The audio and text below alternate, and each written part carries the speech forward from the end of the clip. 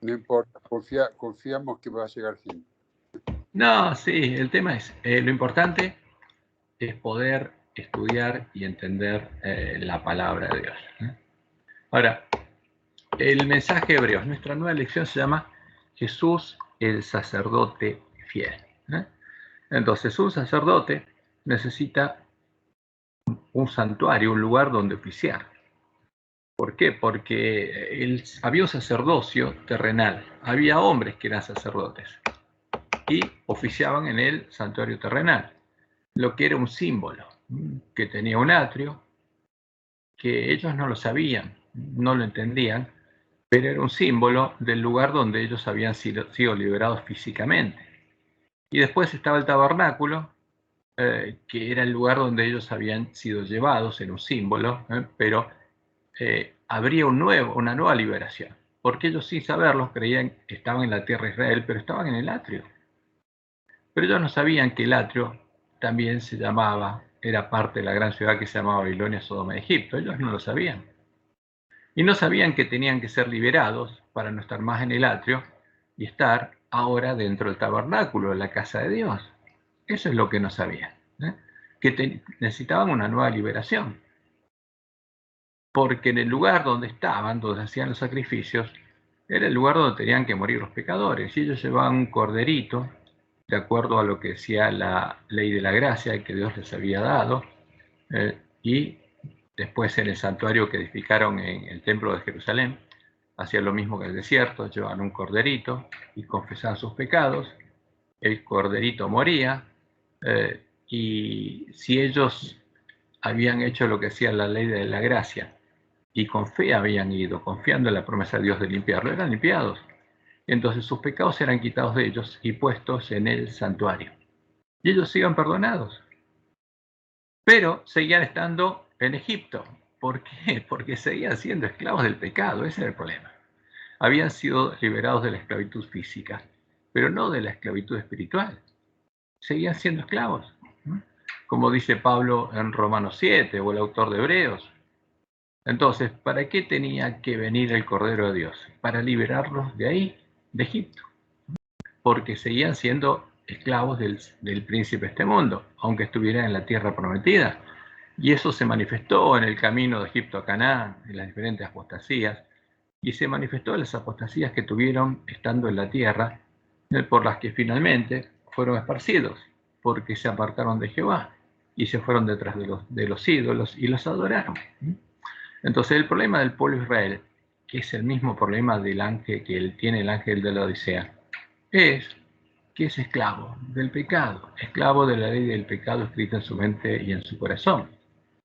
Y lo que Dios tiene que hacer es una nueva liberación, como tenía que liberar a su pueblo, al pueblo de Israel, de la esclavitud del pecado, nos tiene que liberar a nosotros. Entonces, en el santuario estaba la promesa, porque ahí estaba simbolizado el reino de Dios y a donde ellos podrían entrar para dejar de estar en el atrio. Entonces, porque estaba en el atrio, estaba en medio de Babilonia, Sodoma y Egipto, y ellos estaban en la tierra prometida, pero seguían siendo esclavos del príncipe de este mundo. Aún no habían sido liberados de la esclavitud, ¿no? Por eso, el autor de Hebreos, en Hebreos 2, vamos a Hebreos 2, vamos a Hebreos 2, acá estamos, dice que Jesús fue hecho para, en todo semejante a sus hermanos. ¿Para qué? Fíjense, a ver. Hebreos 2:11, porque el que santifique lo que son santificados de uno son todos. Lo voy a agrandar para que así lo vean mejor, se ve mejor. Entonces, Hebreos 2:11. Porque el que santifique lo que son santificados de uno son todos, por lo cual no se avergüence de llamarlos hermanos, diciendo, anunciaré a mis hermanos tu nombre, en medio de la congregación te alabaré, y otra vez yo confiaré en él. Y de nuevo, he aquí yo y los hijos que Dios me dio. Así que, por cuanto los hijos participaron de carne y sangre, él también participó de lo mismo. ¿De qué? De la misma carne y sangre. Porque todos los hijos, y Jesús también, es hijo de Adán, participó de la misma carne y sangre. ¿Para qué? Para venir como hombre y justamente triunfar sobre el pecado, morir en medio de la gran Babilonia, porque morir en el atrio, donde estábamos nosotros, tomando nuestro lugar, para que nosotros pudiéramos tomar el lugar de él, dentro de la casa de Dios. Ahora, y destruir por medio de la muerte al que tenía el imperio de la muerte. Esto es al diablo. O sea, liberarnos de quién? Del imperio de la muerte, del imperio del diablo. Porque estábamos sujetos en el atrio a la esclavitud del pecado. Éramos esclavos de quién? Del diablo, dice. Y liberar. Por eso, ¿de quién nos libró Jesús? ¿Cuál es la liberación? A los que estamos en el atrio. A los que todos por el temor de la muerte estaban sujetos toda la vida a servidumbre. ¿Siervos de qué éramos? Del pecado y de Satanás. Toda la vida. Entonces, para eso vino Jesús, para liberar a los que estaban en el atrio. ¿No? Por eso es importante. Entonces, por eso después se abrió un camino para que el pueblo de Dios pudiera entrar a la casa de Dios. Ese es el tema. Entonces, el atrio es justamente el lugar donde entraba el pueblo de Israel, que a su vez es un símbolo de Babilonia, Sodoma y Egipto. El lugar donde antes de ser liberado de la esclavitud de Egipto, el pueblo de Israel sacrificó el Cordero de Pascua. Entonces, ¿qué significaba? Porque esto fue simbólico. Ese Cordero murió en Egipto, y el Cordero de Dios tenía que morir en Egipto para liberar al pueblo que está en Egipto. O sea, ¿dónde tenía que morir? En el atrio, fuera de la casa de Dios, fuera del tabernáculo. Entonces Jesús nació y siempre estuvo en la casa de Dios, porque siempre fue parte del templo de Dios. Era la primera piedra viva del templo de Dios. Y para redimirnos tuvo que morir, ¿dónde? En Egipto, en nuestro lugar, como un esclavo del pecado. ¿Para qué? Para liberar a todos los que estaban ahí, para que pudieran entrar a la casa de Dios y puedan ser libres de Egipto. Entonces esta es la segunda Pascua. Y la liberación es la liberación de Egipto. Pero ya no la física, sino la espiritual. Para que ya no seamos esclavos espirituales del príncipe de este mundo. Porque esa esclavitud vino cuando Adán y Eva le permitieron a Satanás escribir su ley en sus mentes y en sus corazones. Entonces ahora tenía que haber una liberación, porque Adán y Eva quedaron fuera de la casa de Dios y no podían entrar. Y Dios puso dos querubines para que no pudiera entrar de vuelta al Edén, porque quedaron afuera, porque eligieron conocer la ciencia, el bien y el mal, y los que conocían esa ciencia no podían estar ahí adentro, tenían que estar afuera, hasta que fueran liberados de esa esclavitud. Y la esclavitud la definía lo que tenía escrito en la mente y el corazón. Eran esclavos de eso. Por esto Jesús decía, no puede el árbol malo dar fruto bueno. Y si no da fruto bueno, no puede entrar al reino de Dios. Entonces, por eso es importante que el pueblo adventista lo entienda, porque la última generación, como Jesús dice, todo árbol que no haya dado fruto bueno va a ser cortado. ¿Por qué? Porque la última generación se va a volver a predicar el Evangelio, y todo el que tenga hambre y sed de justicia va a ser saciado. Ahora, si es saciado, ¿qué quiere decir? Que va a ser un árbol bueno, va a ser un árbol justo, va a ser los justos de los que habla Jesús. Y eso van a ser los árboles buenos. Entonces, ¿qué necesitamos? La misma liberación que necesita el pueblo de Israel, ¿no? Entonces, por eso tenemos que entender justamente el sacerdocio de Cristo, el sacerdote fiel. Porque ¿dónde oficia Jesús? Como dice el autor de Hebreos, oficia en los que entraron a la casa de Dios. Porque vamos de vuelta a Hebreos, capítulo 3.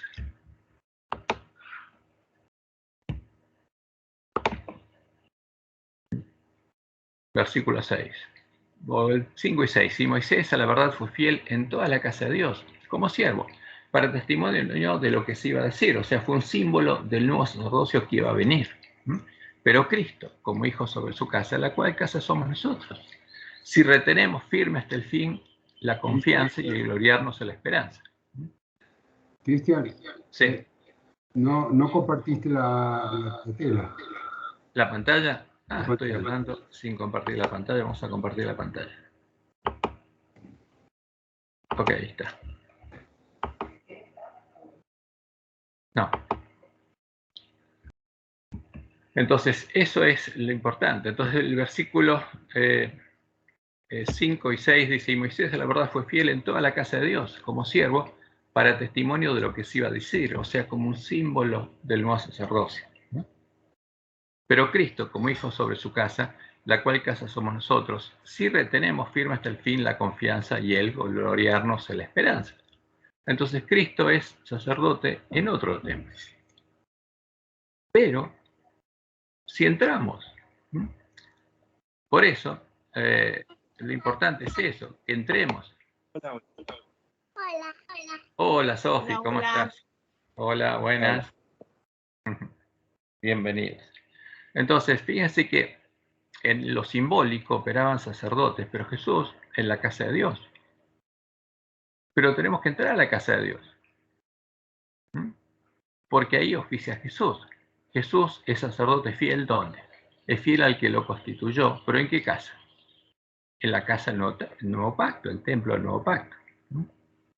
Por eso tendríamos que entender eso, para poder entrar ahí, porque una cosa es, fíjense, el continuo, y otra cosa es la expiación. Entonces, lo que dice ahí Pablo, que en Hebreos 3, versículo 6, que Jesús oficia ¿dónde? El continuo, en ese templo. Pero esa es una de las obras de Jesús. La otra va a ser cuando oficia la expiación. Pero la expiación, como la dice claramente Apocalipsis 11.1, la hace en favor de quién, porque ¿quiénes son medidos? Los que entraron a la casa de Dios. Porque dice, el atrio que está fuera del templo, no lo midas. ¿Qué se mide? El templo de Dios, porque ahí están acumulados todos los pecados que Dios perdonó. A los que adoran en él, a los que entraron, que en el día de la expiación tienen que ser perdonados sus pecados de ignorancia, que todavía los tienen. Los otros les fueron perdonados. Y el altar. A ver, el altar, el Cordero de Dios, la muerte del Cordero de Dios, alcanza para pagar todos estos pecados y permitir que sus hermanos entren en la casa de Dios y sean hechos parte de la casa de Dios.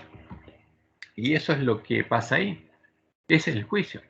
Entonces, por eso se llaman las bodas de Cordero. ¿Por qué? Porque al final del juicio se dice si Dios es justo o no es justo. Y si estos redimidos, es justo que sean redimidos y que sean parte de la esposa del Cordero. Y si el juicio dice que sí, se confirman que son la esposa del Cordero. Por eso son las bodas. Porque ahí se define si el Cordero realmente, con su sangre, compró a su esposa y es su justicia y es la justicia de Dios. Y Dios es declarado justo, como anunciaba la profecía. Entonces, por eso es importante que entremos a la casa de Dios. Porque los que no entraron no van a ser juzgados. Entonces, por eso el llamado de Jesús. He aquí, yo estoy a la puerta y llamo, estoy afuera. Todavía el ángel de la Odisea no entró en reposo, se cree rico, pero no sabe cuál es el reposo. Y está en el atrio, y lo peor, que como dice Ezequiel 8, está adorando al sol en el atrio junto con los gentiles. Y se cree rico, y no sabe que tiene que entrar todavía al santuario de Dios, al templo de Dios. Y no sabe que hay un camino que tiene que recorrer. Y por eso, y cree que es rico, y cree que el reposo prometido viene en la segunda venida, porque le robaron justamente la esperanza, la verdad. No conoce la verdad. Y no conoce el Evangelio del Reino de Dios, por eso tiene que oírlo y tiene que conocerlo para ser salvo y para recorrer el camino que recorría Jesús dentro del santuario, puesto los ojos en Jesús, el autor y consumador de la fe, hasta ser puesto en la mesa los panes de la proposición, como los 144.000. Panes sin levadura y ungidos con aceite. Piedras vivas que son parte del templo de Dios y ya no tienen levadura, no tienen pecado. Son sin mancha delante de Dios y tienen la ley de Dios escrita en la mente y el corazón, tienen el nombre de Dios escrito en la frente. Ahora, eso es lo importante. Entonces, el pueblo adventista o el pueblo judío tiene que saber que la liberación que falta es la liberación de la esclavitud del pecado. Y eso se hace acá en la tierra. Eso se hace, Dios lo hace en todos los que entran a su casa. Por eso somos llamados Si oímos hoy su voz, ¿a qué? A entrar. Ese es el llamado. Entonces, fíjense, Egipto, como está representado en el santuario, porque hay un camino en el santuario. El pueblo de Dios era esclavo, ¿no? Ahí estaba la esclavitud física, eran esclavos físicos, como los pobres que habían llevado, los negritos que habían llevado de África a Estados Unidos, que eran esclavos de los supuestamente cristianos, ¿no? Los cristianos esclavizaban a sus hermanos y los tenían como esclavos. Y eso es triste. Ahora, pero eso era así. ¿Dónde había más esclavitud? En el sur, donde el pueblo, los cristianos eran católicos, la mayoría eran católicos. Ahora, y después los que estaban al este y más al norte eran protestantes, por eso hubo una guerra ahí. ¿Para qué? Para liberar a quienes, a sus hermanos, de sus propios hermanos. Entonces, la esclavitud física es lo que existía en Egipto. Y los egipcios habían esclavizado al pueblo de Israel y lo oprimían y le impedían justamente incluso descansar el sábado, porque le habían puesto pesadas cargas y además lo hacían adorar a sus dioses. Entonces, el pueblo de Israel fue liberado en la primera Pascua. ¿Y cuándo fueron liberados? En Pascua. ¿Qué tenían que hacer? El padre de familia tenía que elegir un cordero sin mancha, tenía que sacrificarlo el día 14 y tenía que preparar su casa y la cena de Pascua. ¿Qué tenía que hacer? Limpiar la casa, no tenía que haber más levadura, porque ese era un símbolo del pecado. Entonces, porque en esa casa no tenía que haber levadura, porque era un símbolo de la casa de Dios. Su familia que tenía que haberse bañado, limpiado, tenía que estar limpia, como en la fuente del santuario. Después tenía que estar vestidos con vestiduras blancas y limpias. Y tenían que estar casados los pies y preparados para salir de Egipto, para ser liberados. Y así tenía que comer la cena de Pascua. Y los que fueron liberados entraron en la casa del padre de familia, cuya puerta estaba pintada con la sangre del cordero, y comieron la cena de Pascua. Comieron cordero asado con panes y levadura y hierbas amargas, y fueron liberados a medianoche, y salieron de Egipto. Ahora, ese es el tipo, pero tiene que haber una nueva liberación. Tenemos que salir de otro lugar. ¿De dónde? Este es el tipo, el antitipo es el atrio, ¿no? Entonces, fíjense que el tipo es este, y el antitipo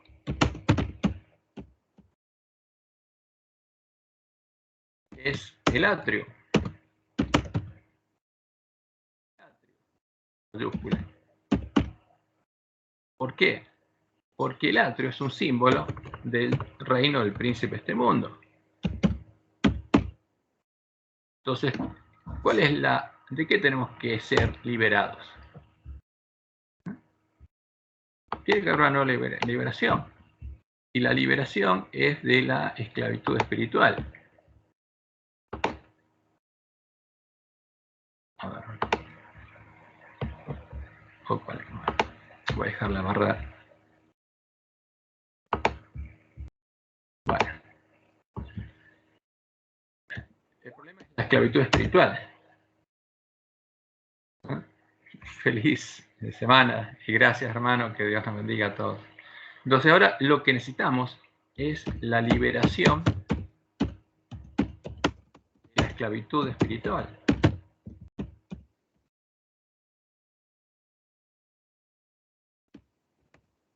¿Qué? De la ley escrita en nuestra mente del pecado.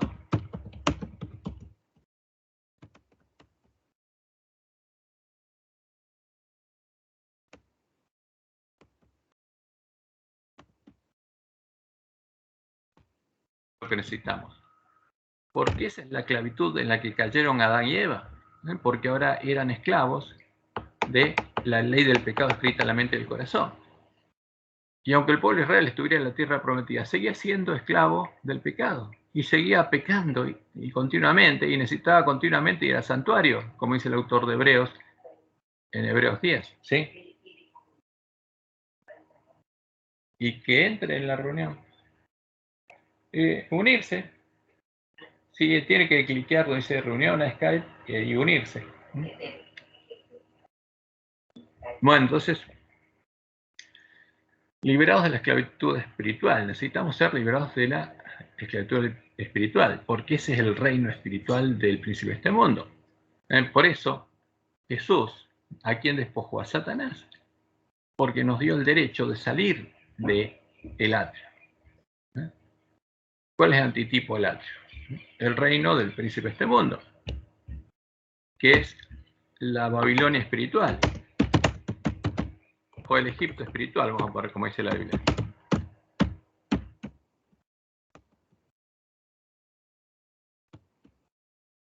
El reino del príncipe de este mundo, porque todos los que son esclavos del príncipe de este mundo son parte de su reino.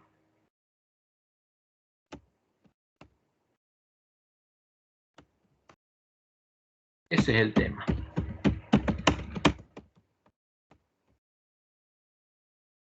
Por eso Jesús tuvo que morir, para liberarnos de Egipto. O sea, porque Jesús, ¿dónde murió? En el atrio. ¿Dónde murió? Donde se hacen los sacrificios, en el altar. Y como él mismo se lo dijo a Juan, él murió en medio de la gran ciudad que se llama Babilonia, Sodoma y Egipto. Ahí murió. Murió en medio del reino del príncipe de este mundo. Murió ahí, para liberar a todos los que estamos ahí, sujetos a servidumbre, los que éramos siervos justamente de la ley del pecado escrita en nuestra mente y en nuestro corazón. Ahora, en el tipo, ¿qué pasó? Justamente porque Dios toma la liberación que hizo Egipto como símbolo de la nueva liberación. Entonces, Dios los llevó a la tierra prometida. Entonces, los llevó a la tierra prometida.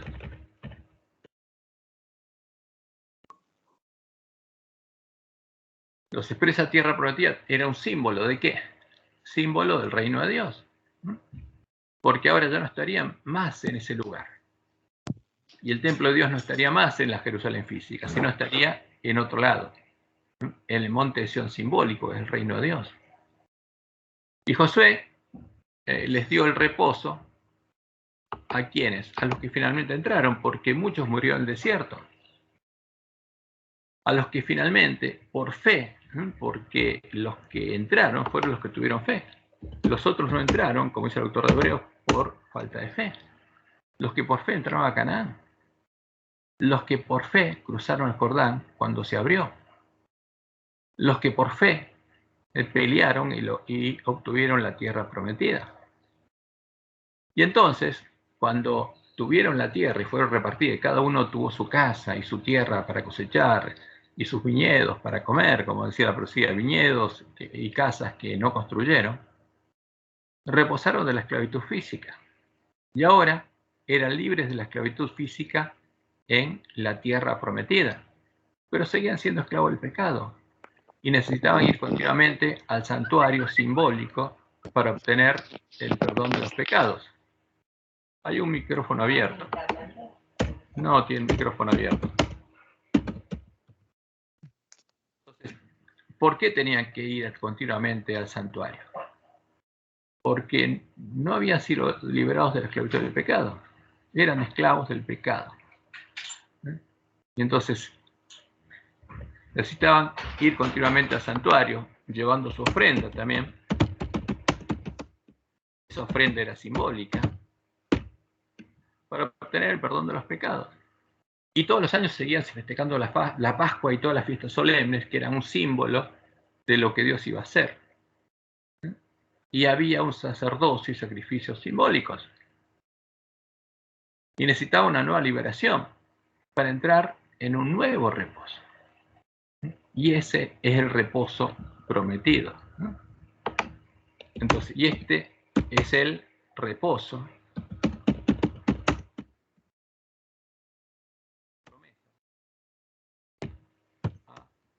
Abraham, como dice Pablo, a su simiente. Entonces, cuando viniera la simiente a la que se le hizo la promesa, estaría disponible este reposo. Pero eso tenían que entenderlo. O sea, para entrar a ese reposo, los judíos tenían que entenderlo, los hebreos tenían que entenderlo y tenían que aceptarlo. Y como dice el autor de Hebreos, los que creyeron entraron en este nuevo reposo y los otros no. Pero Dios los seguía llamando. Por eso había establecido un día, hoy, si oyereis hoy su voz. Y ese hoy iba a acabar. Ese hoy iba a acabar. ¿Y cuándo acabó? Cuando Jesús, como Jesús lo dijo, vieron a Jerusalén rodeada de ejércitos. Y dejaron llamar. En el año 66 y medio, el día 14 del mes 7 del año 66, Jerusalén, justamente el día previo a la fiesta de los tabernáculos, cuando todos los judíos habían ido a Jerusalén a festejar la fiesta de los tabernáculos y habían entrado, como los romanos sabían lo que hacían, rodearon Jerusalén y los tenían todos adentro. Y por misericordia, Dios permitió que tuvieran justamente una sublevación en Egipto en ese tiempo, y el ejército tuvo que ir a sofocar esa sublevación y tuvo que salir, dejar el sitio de Jerusalén. Y entonces los cristianos que conocían la profecía y sabían justamente qué significaba esta señal, salieron de Jerusalén y no volvieron a entrar. Y pasaron 3 años y medio, y en el año 70 Jerusalén fue rodeada nuevamente y fue destruida. Pero los cristianos no estaban adentro. Y ya nunca más se volvió a escuchar el llamado de Dios en medio de Jerusalén, porque ya no era el tiempo aceptable. Ya no era justamente el tiempo, como el autor de Hebreos decía, si oyereis hoy su voz. Por eso es importante entender en qué tiempo escribió el autor de Hebreos. Porque en el tiempo que escribió el autor de Hebreos, había un sacerdocio en Jerusalén y se ofrecían las mismas ofrendas. No es al final del siglo I, como dice el autor de la lección. Era antes del año 66 y medio, antes que llegara el fin del tiempo de gracia para el pueblo judío, especialmente en Jerusalén, antes de que se cerrara la puerta, mientras se decía hoy, lo cual es un tipo para el pueblo adventista. Porque ahora aún se dice hoy para el pueblo adventista, pero eso se va a acabar como Dios nos mostró. Y le mostró claramente en la de Juárez. Cuando llegue el tiempo en que veamos, justamente, en vez de ver a Jerusalén rodeada de ejércitos, veamos el sonido de la primera trompeta, sabremos que llegó el tiempo de angustia y sabremos que se cerró la puerta para las vírgenes insensatas y ya no es más válido el llamado. Si oyereis hoy su voz, se cerró la puerta. Pero ese llamado tiene que dirigirse entonces ¿a quién? Al pueblo que está en medio de la gran Babilonia. Entonces, sí, esto es importante. Había un tipo, y había una Canaán, que era justamente, todo esto pasó realmente, pero como un símbolo de lo que se iba a decir, como dice el autor de Hebreos. Ahora, y la liberación final era la importante. Y esa liberación ocurrió cuando Dios mandó ¿a quién? A la simiente a la cual había sido hecha la promesa. Porque la promesa fue hecha a la simiente de Abraham, como dice Pablo en Gálatas 3. Entonces, y este es el reposo prometido. Queda un reposo. ¿Cuál es? El reposo prometido a Abraham y a su simiente. Como dice el autor de Hebreos en el capítulo 2. A sus, ¿y por qué? Porque Jesús iba a lograr la liberación de sus hermanos. Porque tenían que ser hermanos en la carne, tenían que ser un verdadero cordero, un verdadero hijo de Abraham, que triunfara sobre el pecado en la carne. No era un verso. Jesús era verdaderamente hombre y triunfó verdaderamente. No era alguien que no tuvo que luchar. Tuvo que vencer por la fe. Tuvo que llevar a ser un cordero adulto y sin mancha. Tuvo que mantenerse toda su vida sin mancha para llegar a ser el cordero de Dios y tomar el lugar de quién, de sus hermanos, que tenían la misma carne y sangre, pero eran esclavos del pecado, para poder liberarlos. Y ese es el mensaje de Hebreos. Ese es el mensaje que empezaron a entender Wagones y Jones en 1888. Y ese es el mensaje que rechazó el pueblo adventista, por lo cual no pudo entrar en reposo prometido. Entonces, la primera generación del pueblo adventista, a la que Dios llamó, no pudo entrar, como el pueblo de Israel. Pero habría una generación del pueblo adventista que sí entraría, ¿no? Y esa generación sería la que entendería el Evangelio. Y por fe entraría en reposo de Dios. Y por fe haría todo lo que Dios dijo que tenía que hacer para preparar el camino a la segunda venida de Jesús. Primero, mientras se dijera hoy a sus hermanos, y después, mientras se dijera hoy al pueblo que está en Babilonia. Entonces la primera señal es cuando veamos que suena la primera trompeta y comienza el día de Jehová. Y la última señal, la segunda señal que indica que se acabó el tiempo gracias por el pueblo que está en medio de Babilonia, es como Jesús lo indicó en Mateo 24. O sea, cuando veamos venir la abominación desoladora de la que habló el profeta Daniel, entonces, los que estén en Judea, los que estén en el reino de Dios, como dice Pablo, los que hayan sido circuncidados en el corazón, los verdaderos judíos, que va a ser una gran multitud, dice Jesús, huyan a los montes, ya está, se acabó, llegó el fin. La puerta de la gracia se cerró, llegó el fin de la gracia, el fin del año de la buena voluntad de Jehová, y ahora huyan a los montes. ¿Por qué? Porque van a caer las plagas sobre los impíos que están adorando a la bestia de su imagen. Entonces, ¿cuál es el antitipo de Egipto? El antitipo de Egipto, simbólicamente, es el atrio. Vamos a ponerlo en mayúsculas, así, sobresale. El atrio, el Egipto espiritual. ¿Por qué? Porque el pueblo de Dios todavía estaba en Egipto. Príncipe de este mundo. Pero que es un símbolo del reino del príncipe de este mundo. Los gentiles, como dice Apocalipsis 11. En el atrio. Y estarían adorando, como dice Ezequiel 8, al sol, al príncipe de este mundo. Ahora, pero llamándolo Cristo. Por eso es el tema. ¿Por qué? Porque los gentiles se disfrazaron, Jezabel se disfrazó de cristiana, de profetisa, y le está dando a comer al pueblo de Dios, a beber del vino del furor de su fornicación. Entonces, ¿qué necesitaba el pueblo de Israel? La liberación de la esclavitud espiritual. Este es el problema. La esclavitud espiritual, ¿de qué? De la ley del pecado, ¿no? Como dice Pablo en Romanos 7, escrita en nuestra mente y en nuestro corazón.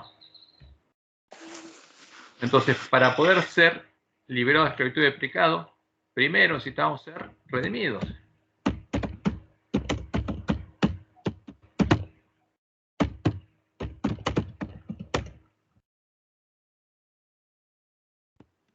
¿Y cómo íbamos a ser redimidos? Había que pagar el precio de nuestra redención, ¿no?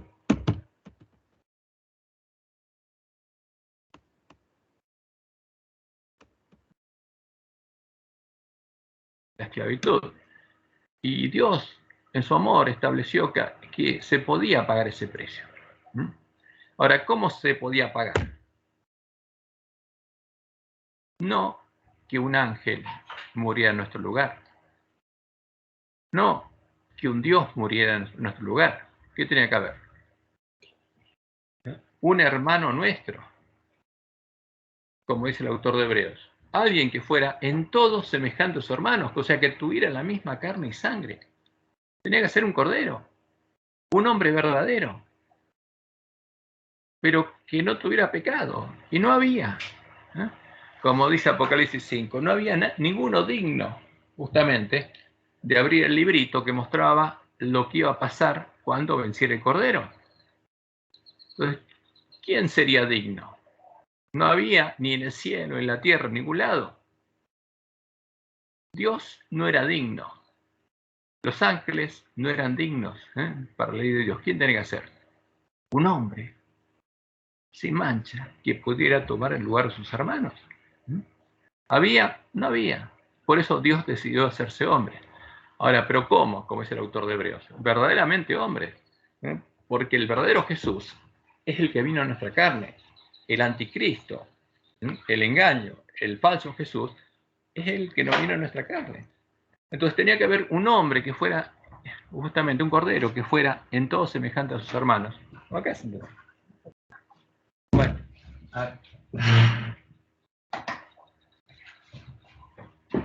Entonces tenía que ser un cordero. Y tenía que haber un cordero. Perdón. cuanto a la sangre,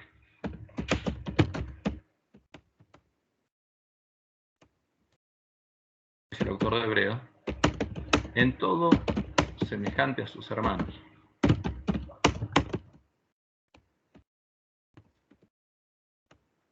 Pero sin pecado.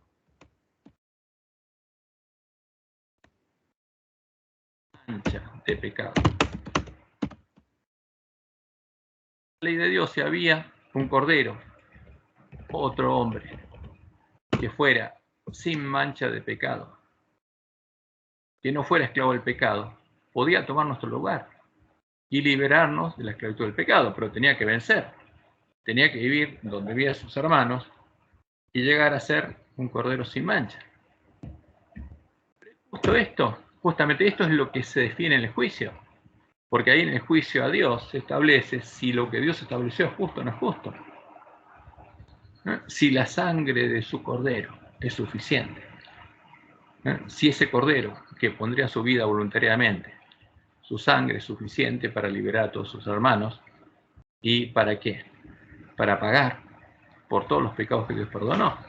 O sea, si esa sangre puede ser nuestra justicia y la justicia de Dios. Eso es lo que se define en el juicio investigador. Ahora, si la sangre del cordero es suficiente para pagar por la redención de su esposa, eso es lo que se define. Por eso son las bodas del cordero. Entonces, para lo que el antitipo justamente es que estamos en el atrio, esclavos de Satanás, que teníamos que ser liberados de ese reino, de esa esclavitud, que estamos sujetos a toda nuestra vida, y había que redimirnos. Y Dios estableció que podíamos ser redimidos, pero tendría que haber un cordero sin pecado, sin mancha, que tenía que poner su vida voluntariamente. O sea, tenía que poner su vida voluntariamente. Tenía que decidir tomar nuestro lugar para liberar a sus hermanos.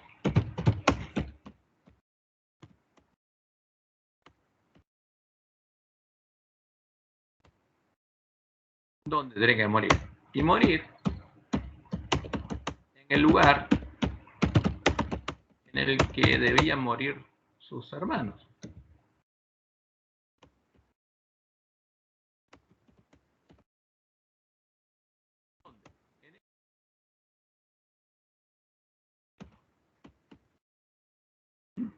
En el reino del príncipe de este mundo.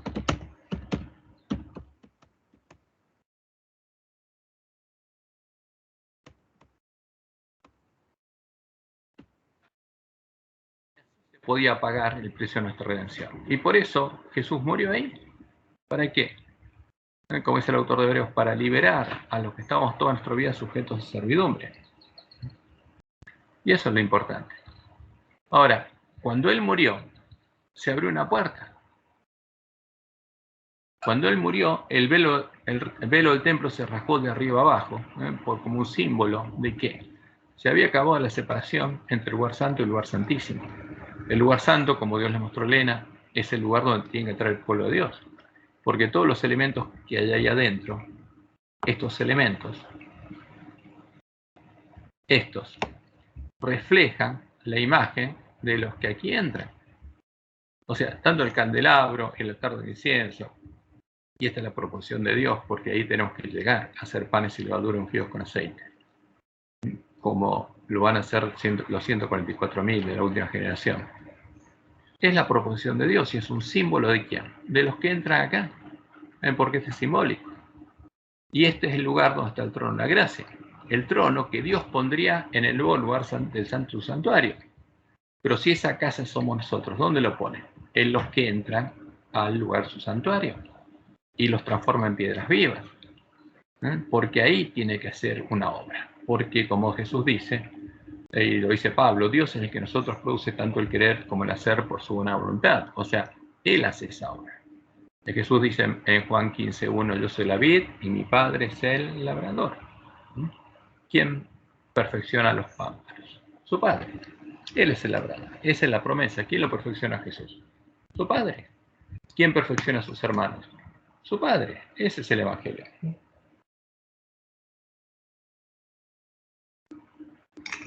Entonces lo que Jesús ganó, justamente, es nuestra redención, darnos la libertad. Pero para que un esclavo del pecado pueda entrar a casa de Dios, tiene que oír el Evangelio, tiene que conocerlo, porque si no, no puede entrar. Y lo que logró Satanás con el hombre pecado fue echar por tierra el lugar del santuario de Dios y la verdad, para que no se conociera cuál es el Evangelio, y cuál es la puerta, y cuál es el sacerdocio de Jesús. Entonces, el antitipo, justamente, es el reino de Dios de todo esto. Entonces, el antitipo, vamos a ponerlo separado. ¿Cuál es el antitipo acá? De Canaán.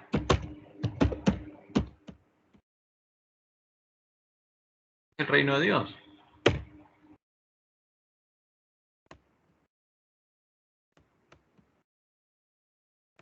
El nuevo lugar de su santuario.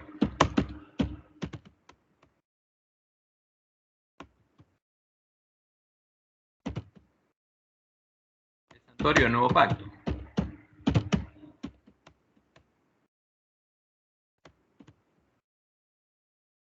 Ese es el antitipo. Ahora, por eso hay que predicar el Evangelio del Reino de Dios, para que el que quiera entrar, pueda entrar. Porque el que está en el atrio está en el Egipto espiritual. Vamos a poner mayúscula para que quede el mismo tipo.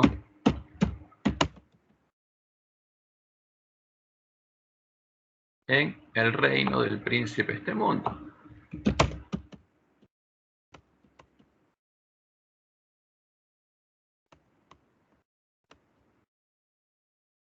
Ángel de la Odisea.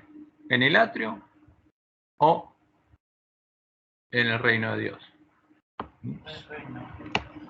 Si el ángel de la Odisea estuviera en el reino de Dios, Jesús no estaría afuera. Pero el ángel de la Odisea no está en el reino de Dios. Por eso, ¿cómo está? Es desventurado, miserable, pobre, ciego, está desnudo. ¿Por qué? Porque no entró a la casa de Dios. Está acá en el atrio. Porque si se hubiera lavado, y hubiera entendido el Evangelio, y hubiera seguido después del altar, y hubiera llegado a la fuente, hubiera sido lavado y vestido con vestiduras blancas, no estaría desnudo, y hubiera entrado a la casa de Dios. Hubiera recibido el Espíritu Santo de la promesa. Sería parte, justamente, ¿de qué? Del candelabro. Porque sería templo del Espíritu Santo de la promesa. Y sería, a su vez, parte del altar de incienso, porque de aquí suben las oraciones de los santos. Entonces, cuando él se arrodillaría, ¿no? Esto es un símbolo donde él se arrodilla, porque conoce al Dios verdadero que mora en él, y Jesús intercede en él. Porque ¿quién intercede por nosotros? Hay un solo Dios y un solo mediador entre Dios y los hombres. Entonces, Jesús, que es el sacerdote fiel, estaría oficiando ¿dónde? En él. Porque sería parte del templo de Dios, sería una piedra viva y Dios habría puesto su trono en él. Y Jesús estaría a su lado y consejo de paz habría entre ambos. Y cuando él se arrodilla, Jesús estaría con él, agregando incienso a sus oraciones. Pero si Jesús está afuera, quiere decir que no está dentro del templo de Dios, porque no conoce la verdad. Entonces, por eso, el mensaje al ángel de la Odisea es un tema muy delicado, porque tienen que oírlo. Y como Dios le mostró en Ajuay, hay que dar un mensaje claro y directo. Y ese mensaje procedía un zarandeo en medio del pueblo de Dios. Porque aunque el pueblo de Dios, el ángel de la Odisea, estuviera acá, Dios lo estaría protegiendo. Porque como Dios le mostró en Ajuay la visión del zarandeo, sus ángeles estarían protegiendo a su pueblo.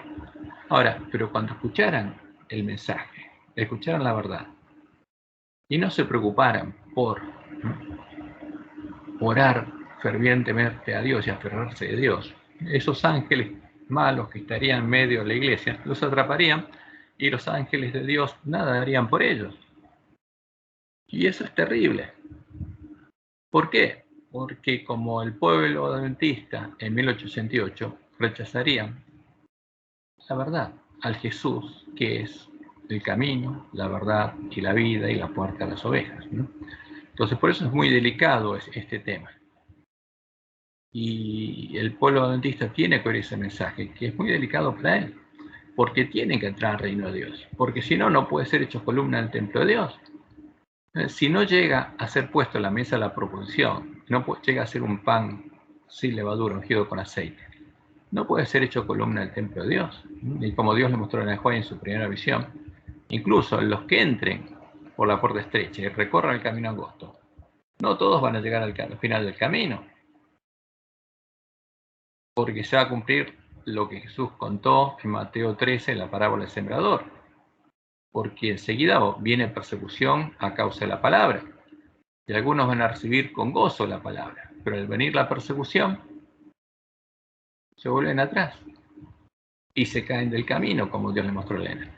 Entonces, va a haber un tiempo de prueba, y ese tiempo de prueba es difícil, pero es el tiempo de prueba del testimonio donde Dios va a ir perfeccionando a sus hijos, y tiene que haber un pueblo preparado, tiene que haber 144.000 sellados que reflejen plenamente la imagen de Jesús, como Dios le mostró a Elena de Juárez. Tiene que cumplirse esa profecía.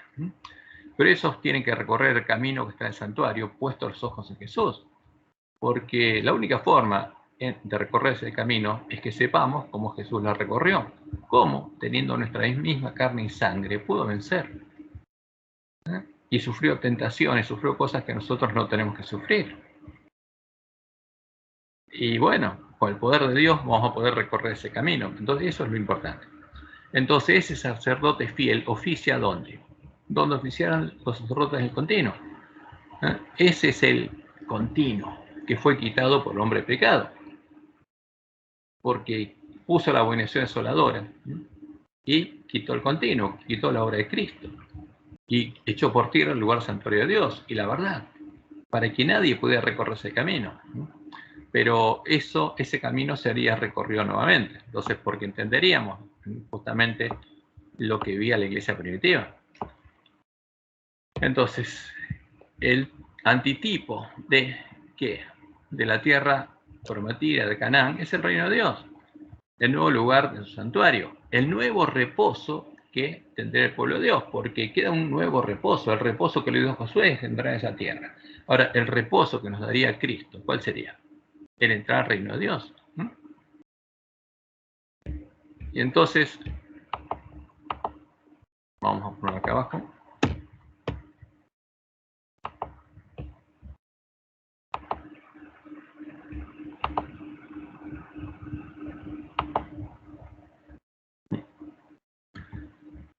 Entonces, este es el reposo.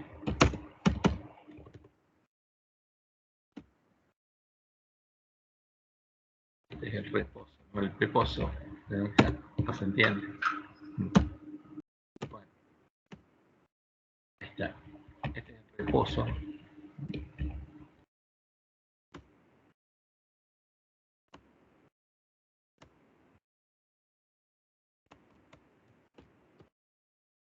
¿Por qué? Porque nos permitiría entrar al reino de Dios. O sea, ese es el reposo, el verdadero reposo. Es el reposo del que habla el que queda por el pueblo de Dios.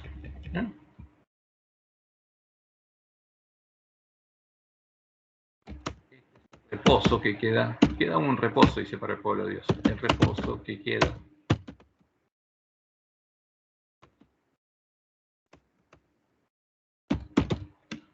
Entonces, entrar en el reino de Dios es el reposo. Entonces, el que entra al reino de Dios es liberado. Justamente el que entra en ese reposo es la liberación. Esta es la liberación de la esclavitud del pecado.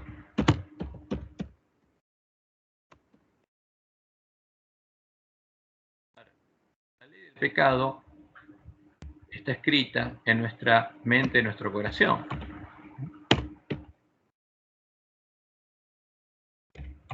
¿Cómo vas a ser liberados de la esclavitud del pecado? De eso es lo que Dios prometió. Entonces, el que entra en su reposo puede empezar a recorrer el camino angosto. ¿Por qué? Porque Dios prometió hacer eso. ¿A dónde lo prometió? Vamos a ver la profecía.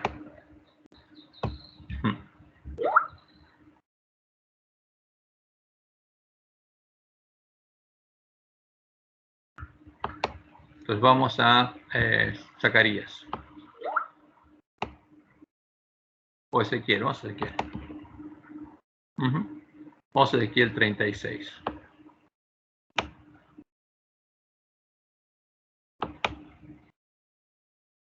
¿Cuál es la promesa de Dios? ¿Del 25 al 27 o de antes?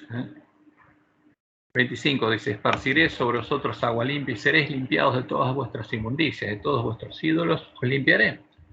Entonces, ¿para qué nos va a limpiar? Para que seamos panes y levaduras, de todas nuestras inmundicias nos va a limpiar. Os daré corazón nuevo y pondré espíritu nuevo, o sea, una mente nueva dentro de vosotros. Y quitaré de vuestra carne el corazón de piedra y pondré un corazón de carne. O sea, ¿qué nos va a dar? Un espíritu nuevo y un corazón nuevo, una mente nueva y un corazón nuevo. Por eso trata de un hombre nuevo, no de una carne nueva. De una mente nueva y un corazón nuevo, donde Él va a escribir su ley. Y pondré dentro de vosotros mi espíritu. Ahora, ¿y qué va a hacer Él? Va a hacer lo que nosotros no podemos. Fíjense qué dice acá. ¿Alguien lo puede leer?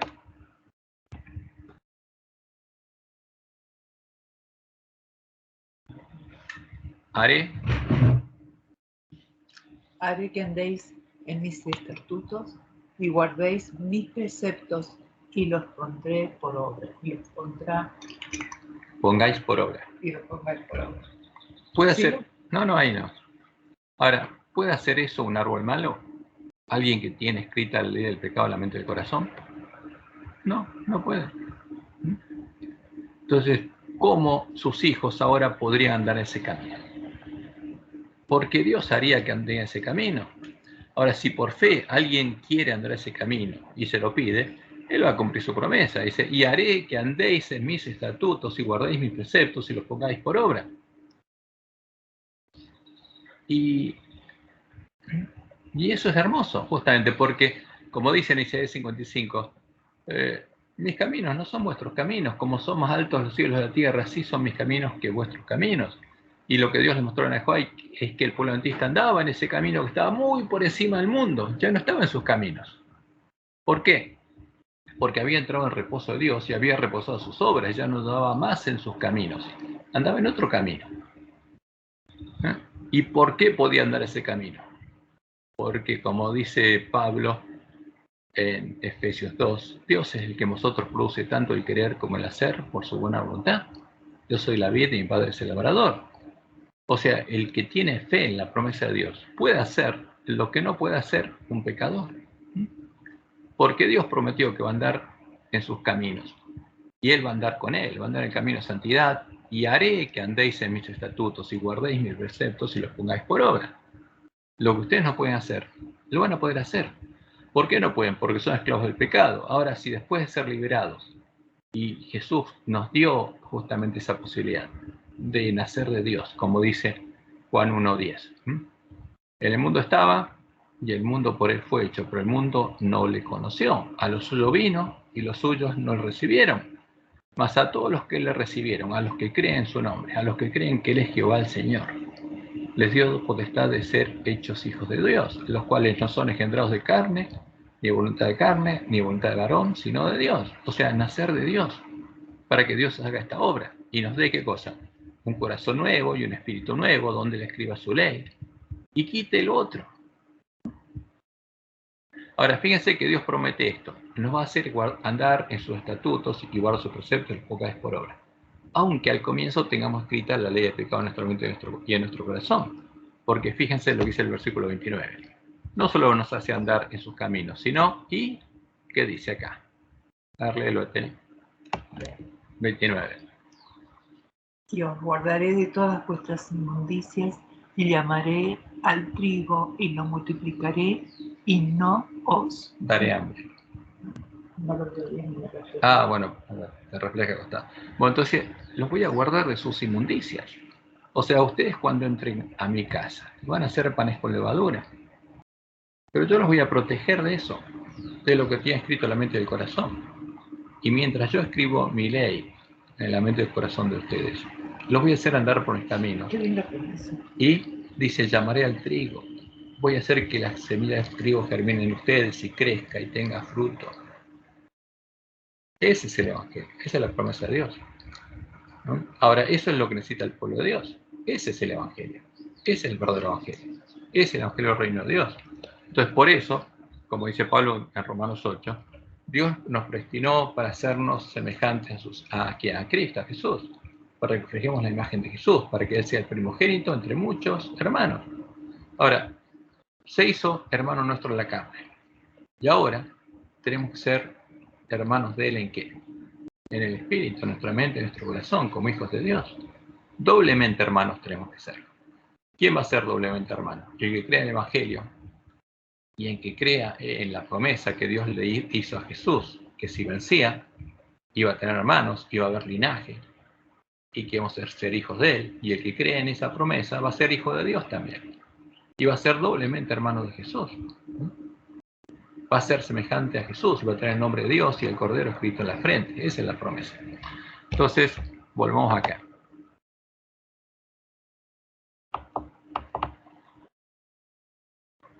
Fíjense que todo esto es un símbolo del pueblo de Dios, de la casa de Dios. Y podríamos estar en la casa de Dios cuando se cumpliera la profecía del altar, moriría el Cordero de Dios, estuviera disponible el agua de la fuente para lavar nuestra ropa en la sangre del Cordero, ser vestidos de vestiduras blancas y entrar en la casa de Dios por la puerta estrecha.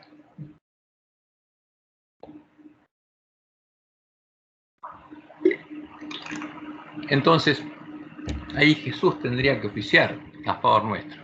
¿Por qué? Porque seguiríamos siendo pecadores y la ley de la gracia seguiría estando vigente, ¿no? Y Jesús nos habría llevado al Padre, pero Él tendría que oficiar, sentado a la diestra de Dios el continuo, para el perdón de nuestros pecados. Porque como dice Juan, vamos a 1 Juan.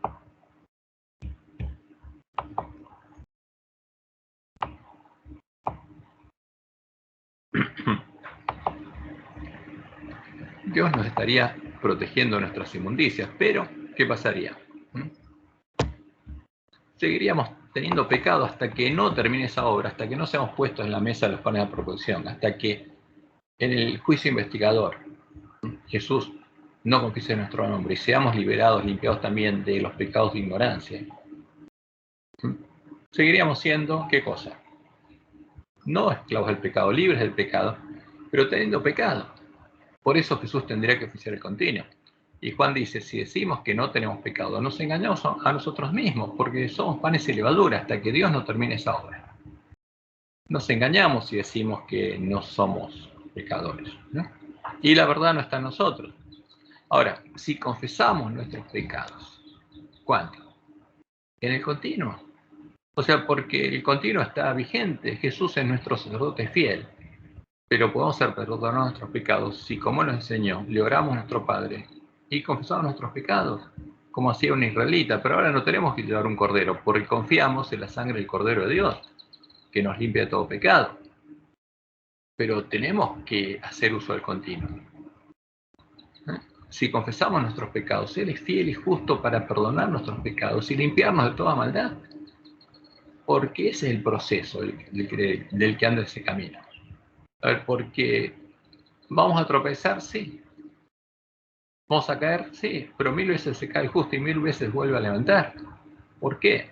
Porque cada vez que somos tentados, eso nos muestra lo que tenemos adentro. Y entonces tenemos que ir a Dios para que Él perdone nuestros pecados y nos limpie de lo que tenemos. Porque ese proceso de limpieza de la inmundicia que tenemos es voluntario, ¿no? Nosotros tenemos que pedirle a Dios cada pecado que queremos vencer. Tenemos que pedirle a Dios que nos limpie. Porque Él es fiel y justo para perdonar nuestros pecados y limpiarnos de toda maldad.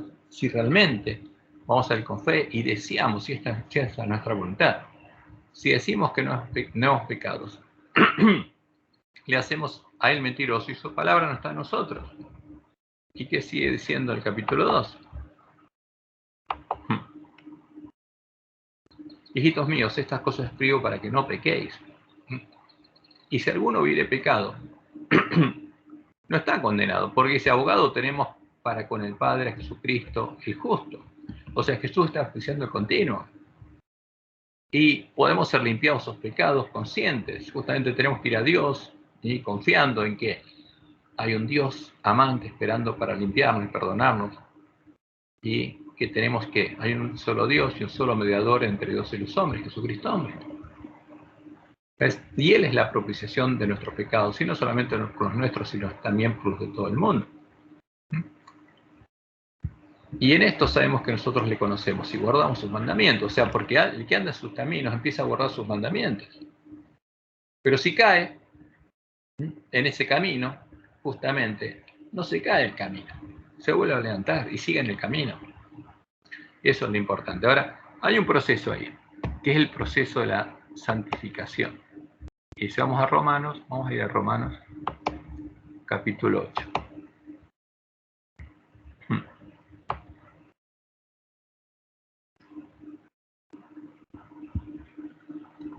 Pero vamos al capítulo 7. Ya que estamos en Romanos, vamos a ver algo que es interesante. Porque Pablo estaba recorriendo ese camino. Entonces, ¿qué dice él? Romanos 7:22. Porque según el hombre interior me deleito en la ley de Dios, porque él nació de Dios y Dios le había dado un espíritu nuevo, una mente nueva y un corazón nuevo y está escribiendo su ley. Pero dice, según el hombre interior me deleito en la ley de Dios, pero veo otra ley en mis miembros, o sea, todavía soy un hombre, el hombre viejo está vivo, que se rebela contra la ley de mi mente y me lleva cautiva la ley del pecado que está en mis miembros. Y él dice, miserable hombre de mí, ¿quién me librará de este cuerpo de muerte? Y la pregunta es, ¿seguía siendo esclavo del pecado? Vamos a ver que él dice que no, pero el pecado todavía estaba en él. Y él en Romanos 5:5 dice que el amor de Dios ya estaba siendo derramado en su corazón, pero todavía no era un pan sin levadura, todavía tenía levadura. Y dice, gracias doy a Dios por Jesucristo nuestro Señor, así que yo mismo, con la mente sirvo a la ley de Dios, más con la carne a la ley del pecado. Claro que había nacido de Dios, por supuesto que había nacido de Dios. Pero como Dios dijo en Ezequiel, lo estaba protegiendo de eso que tenía escrito en la mente y el corazón de él. ¿Por qué? Pero justamente, como Jesús había dicho, el Espíritu de verdad lo iba a convencer de pecado, de justicia y de juicio. Porque para limpiarnos, primero tenemos que conocer el pecado. Y después tiene que ser decisión nuestra vencer ese pecado en la carne. Entonces, ese es el proceso de Pablo. Él había nacido de Dios, como dice Romanos 5:5. El amor de Dios estaba siendo derramado en su corazón. Él sabía que había pasado de muerte a vida, como dice Juan, porque amaba a sus hermanos. Pero sabía que el camino no había terminado. Porque él se daba cuenta que si se apartaba ese camino, iba a caer de nuevo en el pecado porque tenía la ley del pecado escrita todavía en él. No había vencido al pecado. La única forma era estar unido ¿a quién? A Dios y a Jesús. Ahora vamos al capítulo 8. Y él dice, ahora pues, ninguna condenación hay para los que están en Cristo Jesús, aunque sean panes con levadura, y recién entren al templo de Dios, y tengan escrita toda la ley del pecado. Todavía no hayan vencido a nada. Ninguna condenación hay para los que están en Cristo Jesús. Los que no andan conforme a la carne, o sea, no andan en sus viejos caminos, sino conforme al Espíritu. O sea, el que entró a la casa de Dios y nació de Dios y empieza a andar en el camino que Dios estableció que va a andar, el camino angosto, aunque tenga pecado en él, ninguna condenación hay para él. Si anda conforme al Espíritu, porque la ley del Espíritu de vida en Cristo Jesús me ha librado de la ley del pecado y de la muerte. ¿Por qué? Ya fui librado de qué? Ya no estoy en el atrio. Ya fui liberado de la esclavitud del pecado. Por eso puedo andar en el camino angosto, porque un pecador no puede andar ese camino. Ahora, aunque en mi carne, dice él, todavía hay resabios de la ley del pecado, yo no ando en ese camino, porque fui liberado. Ya no estoy en el atrio. Estoy en la casa de Dios, el templo de Dios, y estoy siguiendo las pisadas de Jesús, puesto los ojos en Jesús, el autor y consumador de la fe. Porque dice, lo que era imposible para la ley, o sea, en el tiempo en que no habíamos sido liberados de la esclavitud del pecado, por cuanto era débil en la carne. Entonces dice, yo como judío, como fariseo, hijo de fariseo, y obediente a la ley, tratado de obedecer la ley, pero no podía andar este camino, era imposible, no podía, pero ahora puedo. Dios enviando a su Hijo en semejanza de carne de pecado, y a causa del pecado, condenó al pecado en la carne. O sea, porque Él venció al pecado en mi carne y murió, ¿para qué? Para que yo sea liberado de la ley del pecado y la muerte. Él me libró de la ley del pecado y la muerte. Para que la justicia de la ley se cumpliese en nosotros, que no andamos conforme a la carne. Ahora, ¿qué pasa? Yo todavía tengo escrito el resabio de la ley del pecado en mi carne. Pero no ando conforme a esa ley, ya no ando más conforme a esa ley. Ya no vivo más como un árbol malo, sino conforme al Espíritu, siendo guiado por Dios. Porque los que son de la carne, si yo anduviera en la carne, pensaría en las cosas de la carne y estaría satisfaciendo los deseos de mi carne. Pero los que son del Espíritu, los que nacieron de Dios y son guiados por el Espíritu de Dios, piensan en otra cosa. ¿En qué piensan? No piensan en las cosas de la carne, ahora piensan en las cosas del Espíritu. Como Jesús, piensan en hacer la voluntad de Dios. Ya no están siguiendo sus caminos. ¿Por qué? Como dice el autor de Hebreos. Reposaron de sus obras. El que entra al reino de Dios reposó de sus obras como Dios de las suyas. Y ahora vive en su sábado. Y ahora está siguiendo el camino de Jesús. Y está pensando no en las cosas de la carne, sino en las cosas del Espíritu. Ese es el verdadero Hijo de Dios. Ya no piensa más en las cosas de otros caminos y no anda en ese camino. Ahora está pensando en las cosas del Espíritu y sigue las pisadas de Jesús, porque hace la voluntad de Dios. No porque Él pueda, sino que Dios lo guía en ese camino. Yo, como dice la profecía, y haré que andéis en mis caminos y guardéis mis estatutos y los pongáis por obra. Porque el ocuparse de la carne es muerte. Ahora dice Pablo, si yo me vuelvo a ocupar de las cosas de la carne, ¿puedo? Por supuesto que sí. Pero dejo de recorrer el camino angosto y dejo de preocuparme en las cosas del Espíritu. Pero eso me lleva a la muerte. Pero el ocuparse del Espíritu es vida y paz. O sea, el andar en el camino que Dios nos muestra, siguiendo las pisadas de Jesús, es vida y paz. Esa es la diferencia entre andar un camino, en nuestros viejos caminos, y en el camino angosto que lleva la vida, puesto los ojos en Jesús. Por cuanto los designios de la carne son enemistad para con Dios, porque tengo escrita la ley del pecado en mí, porque no se sujeta a la ley de Dios y tampoco puede. Ahora, si yo vivo conforme a lo que tengo escrito en mi cuerpo, en mi ley, en mi mente, a la ley del pecado, y voy a ser enemigo de Dios, porque no me puedo sujetar a la ley de Dios, justamente, y nunca voy a poder, porque es imposible para mí. Soy un árbol malo, voy a dar fruto malo. Ahora, pero Jesús me liberó de esa esclavitud. Eso es lo que dice Pablo. ¿Para qué? Para que pueda andar este otro camino, siendo guiados por Dios. Y yo puedo andar este camino, ¿por qué? Porque tengo fe y pienso en las cosas del Espíritu y quiero que Dios me guíe y sigo su voluntad. Y no sigo mi voluntad. Esa es la vida del cristiano. Ahora, pero eso empieza a partir de que alguien es liberado de la esclavitud del pecado, ¿no? Como dice Pablo, me ha liberado de la ley del pecado y de la muerte. No soy esclavo, tengo escrita esa ley en mí, pero no soy esclavo, no soy más esclavo de eso, porque fui liberado. Y ese es el problema del ángel de la Odisea, que no fue liberado porque no conoce la verdad. Y los que viven según la carne no pueden agradar a Dios.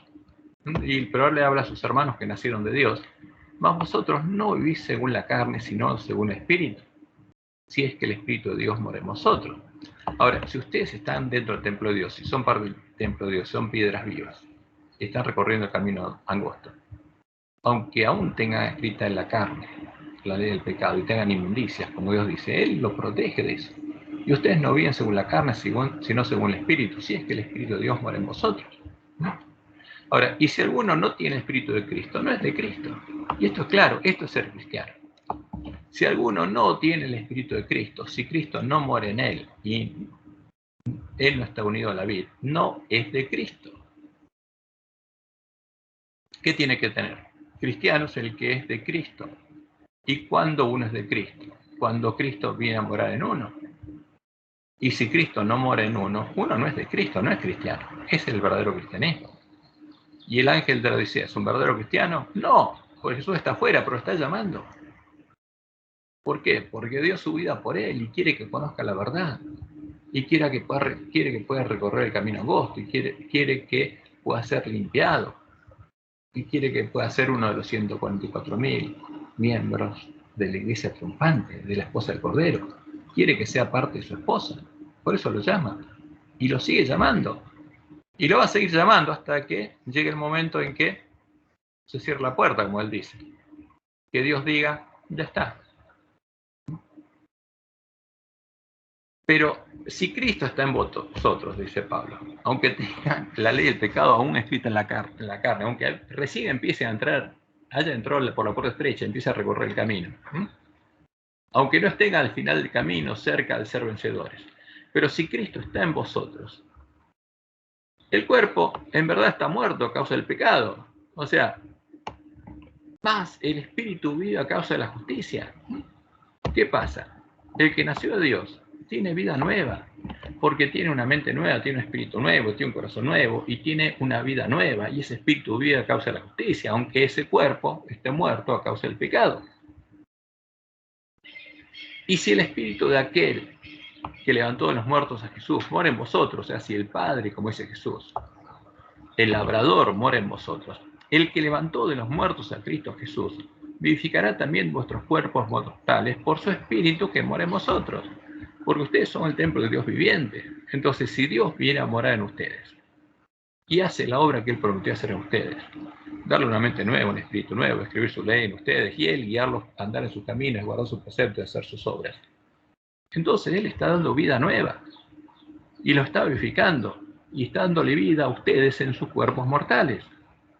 Porque no importa que esté en ese cuerpo mortal, porque Jesús tomó ese cuerpo, el mismo cuerpo,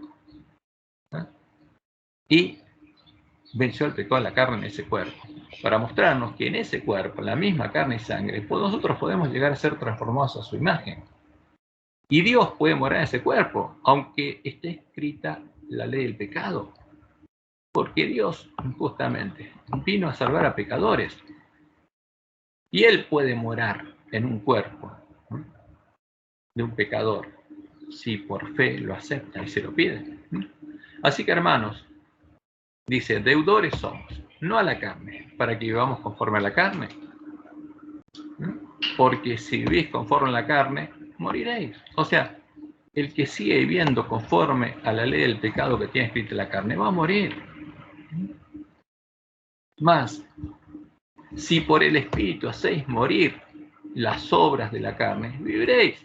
Entonces, ¿cuál es la vida del cristiano? O sea, Dios nos convence de pecado, justicia y juicio. A medida que vamos justamente recorriendo ese camino, va siendo más claro para nosotros, puestos los ojos en Jesús. Lo que es el pecado está en nosotros, ¿no? Porque todas las inmundicias están en nosotros, tienen que morir. Pero ¿cómo muere? Si nosotros, como dice Juan, al darnos cuenta de lo que está escrito en nuestra mente y en nuestro corazón, le pedimos a Dios que lo haga morir. Porque Él puede hacerlo. Pero no puede mientras nosotros no se lo pidamos, porque la decisión siempre tiene que ser nuestra.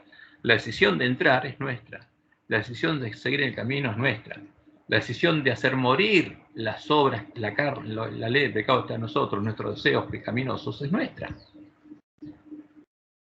Pero el poder es de Dios. Entonces dice, si por el Espíritu hacéis morir las obras de la carne, viviréis. Ahora, ¿pero quién puede hacer eso? El que nació de Dios y está recorriendo el camino angosto. ¿Por qué? Porque fue librado de la esclavitud del pecado, porque por el poder de Dios puede recorrer ese camino, y por el poder de Dios, Dios puede quitar esa levadura de cada uno de sus hijos, y va quitando cada grano de levadura hasta que no quede nada. Por eso es el camino de santidad. Y al final del camino no va a quedar nada de levadura. Y un hijo de Dios que nació de Dios, que tiene un espíritu nuevo, un corazón nuevo, una mente nueva, y va a tener escrita la ley de Dios en la mente y el corazón.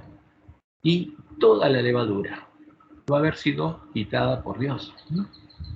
Si por el Espíritu hacéis morir las obras de la carne, viviréis, porque ya no va a quedar nada que Satanás tenga en nosotros. Esa es la promesa, porque alguien que es un pan sin levadura, como Jesús va a poder decir, Satanás ya no tiene nada en mí, porque Dios hizo esa obra por mí. Nací de Dios y Dios me transformó en imagen de Jesús. Ahora, pero después de eso, cuando esté como Jesús y Dios haya puesto su sello en la mente de él. Va a tener que enfrentar durante el tiempo de angustia lo que enfrentó Jesús. Porque estos son los que siguen al Cordero por donde quiera que va. ¿Y cómo pudo vencer Jesús? Por la fe. Entonces, no van a vencer por otra cosa en ese tiempo que por la fe. Porque el que tenga la fe de Jesús durante el tiempo de angustia va a seguir tomado de la mano de Dios, de la mano de su Padre, como Jesús en el tiempo de su ministerio. Y va a vencer como Jesús venció. Porque va a tener la fe que tenía Jesús y va a tener el testimonio de Jesús. Eso es lo que Dios quiere mostrarle al mundo. El evangelio real, el evangelio viviente, quiere mostrarle a sus hijos, como es Elena, que reflejan plenamente la imagen de Jesús. Quiere mostrarle el fruto del evangelio de forma práctica. Quiere mostrarle a los hijos de Dios, como dice Pablo en Romanos. Ahora, ¿por qué esos hijos de Dios se van a ser vistos, como dice Pablo en Romanos 8:19? Porque el anhelo ardiente de la creación es el aguardar la manifestación de los hijos de Dios. O sea, va a haber una generación en que Dios termine esa obra en sus hijos. Y todo el mundo lo vea. Que dice, porque la creación fue sujeta a vanidad, no por su voluntad, sino por del que la sujetó en esperanza. Porque también la creación misma será libertada de la esclavitud de la corrupción. Porque la creación también es esclava del pecado. El príncipe de este mundo corrompió todo acá en este mundo. Por eso hay animalitos que se comen animalitos, hay virus, hay bacterias, enfermedades, hay muerte. Pero la creación misma será libertada de la esclavitud de corrupción a la libertad gloriosa de los hijos de Dios. Y el mundo lo va a ver, esa es la promesa. Los 144.000 van a ser las primicias de la esposa del Cordero. ¿Por qué? Porque van a ser los primeros que recorrieron ese camino. Y además que están vivos y Jesús confiesa su nombre en las bodas y quedan sin mancha delante del trono de Dios. Son los primeros puestos en la mesa de los panes de proposición. Y van a ir, con el poder de la lluvia tardía, a mostrar la gloria de Dios al mundo. Esa es la promesa. Ahora, pero para que eso pase, tenemos que oír y creer al Evangelio. Y entrar a la casa de Dios y recorrer ese camino. Por eso tenemos que entender justamente cuál es el verdadero Evangelio, el Evangelio del Reino de Dios. Porque es el Evangelio que tenemos que predicar. Y será predicado este Evangelio del Reino, por testimonio a toda nación, tribu, lengua y pueblo. Y entonces vendrá el fin. Pero no podemos predicar ese Evangelio si no lo conocemos y no lo vivimos. Y el ángel de la iglesia no lo conoce, porque Jesús está afuera, pero se cree rico.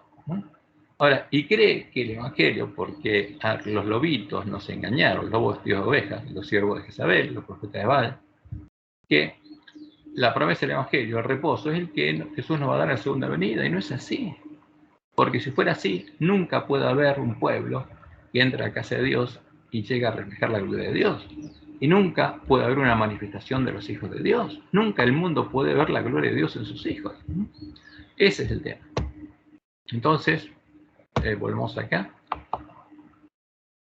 Esta es una profecía que tiene que cumplirse. Y tenemos que entender cuál es la liberación. Porque la liberación no es llevarnos al cielo.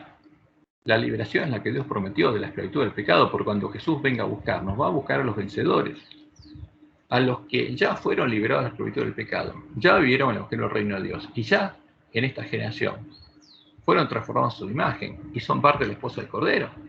Y durante el fuerte pregón, el espíritu y la esposa dicen, ven, o sea, tiene que haber 144.000 hijos de Dios que fueron liberados de la esclavitud del pecado, salieron del atrio,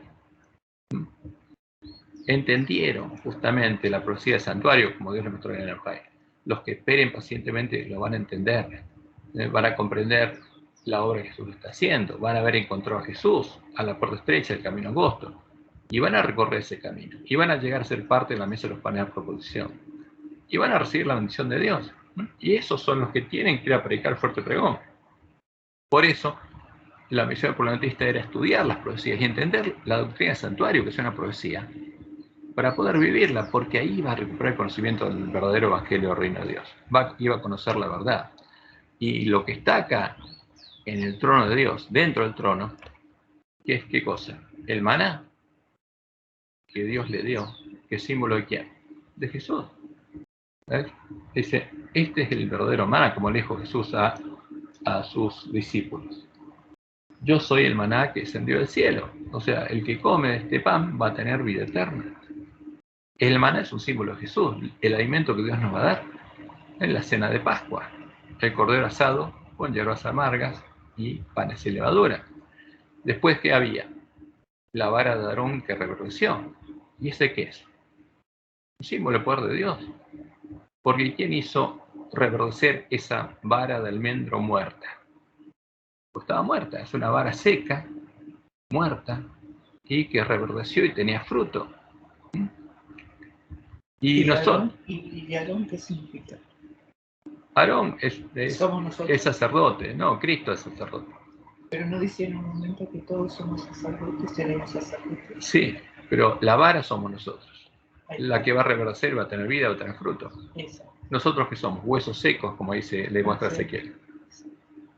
Nosotros somos huesos secos, como esa vara de almendro seca, sin vida. No es una planta seca, decir, no, era una vara cortada, seca, y reverdeció y dio fruto. ¿Y quién hizo esa obra? El poder de Dios. Entonces es símbolo de nosotros. Entonces, como dice Pablo en Efesios. Vamos a ver Efesios.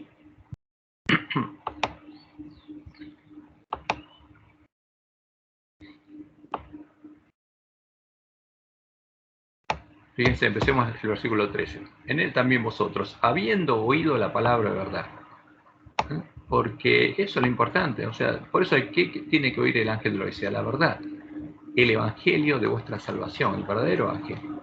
Y habiendo creído en él, fuiste sellados con el Espíritu Santo de la promesa. O sea, entraron al reino de Dios. O sea, no se quedaron en el atrio. Si escuchan la verdad que fue echada por tierra nuevamente, el evangelio de vuestra salvación, el verdadero evangelio, el evangelio del reino de Dios, y creen en él, y como los discípulos oran y piden a Dios la lluvia, él la va a dar. Y fuiste sellados con el Espíritu Santo de la promesa. ¿Qué es ese sello? El sello pertenece a Dios. Ser de Cristo, como dice Pablo en Romanos 8. Porque el que tiene Espíritu de Cristo es de él. Entonces, el sello de la presencia del Espíritu Santo dice que esa persona ya fue redimida y es de Dios, pero todavía no venció. Pero ese sello, la presencia de Dios, dice que es de Cristo, es de Dios. Ya fue redimido, pero no es un vencedor. Ahora, el segundo sello es el que llega al final del camino y Dios pone ese sello, porque ya refleja el carácter de Cristo y tiene el nombre de Dios y el Cordero escrito en la frente. Estos dos sellos tenemos que recibir. Primero, recibiendo el verdadero Espíritu Santo de la promesa, la garantía que somos de Cristo y somos de Dios, y Dios empieza a trabajar en nosotros, empezamos a andar en sus caminos, y al final de ese camino reflejamos plenamente la imagen de Jesús y entramos con el esposo a las bodas y somos de parte del templo de Dios y de la Nueva Jerusalén, la iglesia triunfante. Ahora, pero dice Pablo, ¿qué es las arras, la garantía de nuestra herencia hasta la redención de la posesión adquirida para el avance de su gloria? Por esta causa yo también, habiendo oído de vuestra fe en el Señor Jesús, le dice a los hermanos de quién, de la iglesia de Éfeso, a los griegos de Éfeso, y de vuestro amor para con todos los santos, no ceso de dar gracias por vosotros, haciendo memoria a vosotros en mis oraciones. ¿Para qué? ¿A quién le ora? Para que el Dios de nuestro Señor Jesucristo, el Padre de gloria, le ora a Jehová. ¿El Dios de quién? De Jesús. Porque Jesús venció como hombre y tenía que tener fe en su Padre. Y nos lleva a nosotros a su Padre para que tengamos la misma fe que Él en su Padre. No es el que Jesús es el que hace la obra, es su Padre. Para que el Padre de gloria os dé espíritu de sabiduría y de revelación en el conocimiento de Él.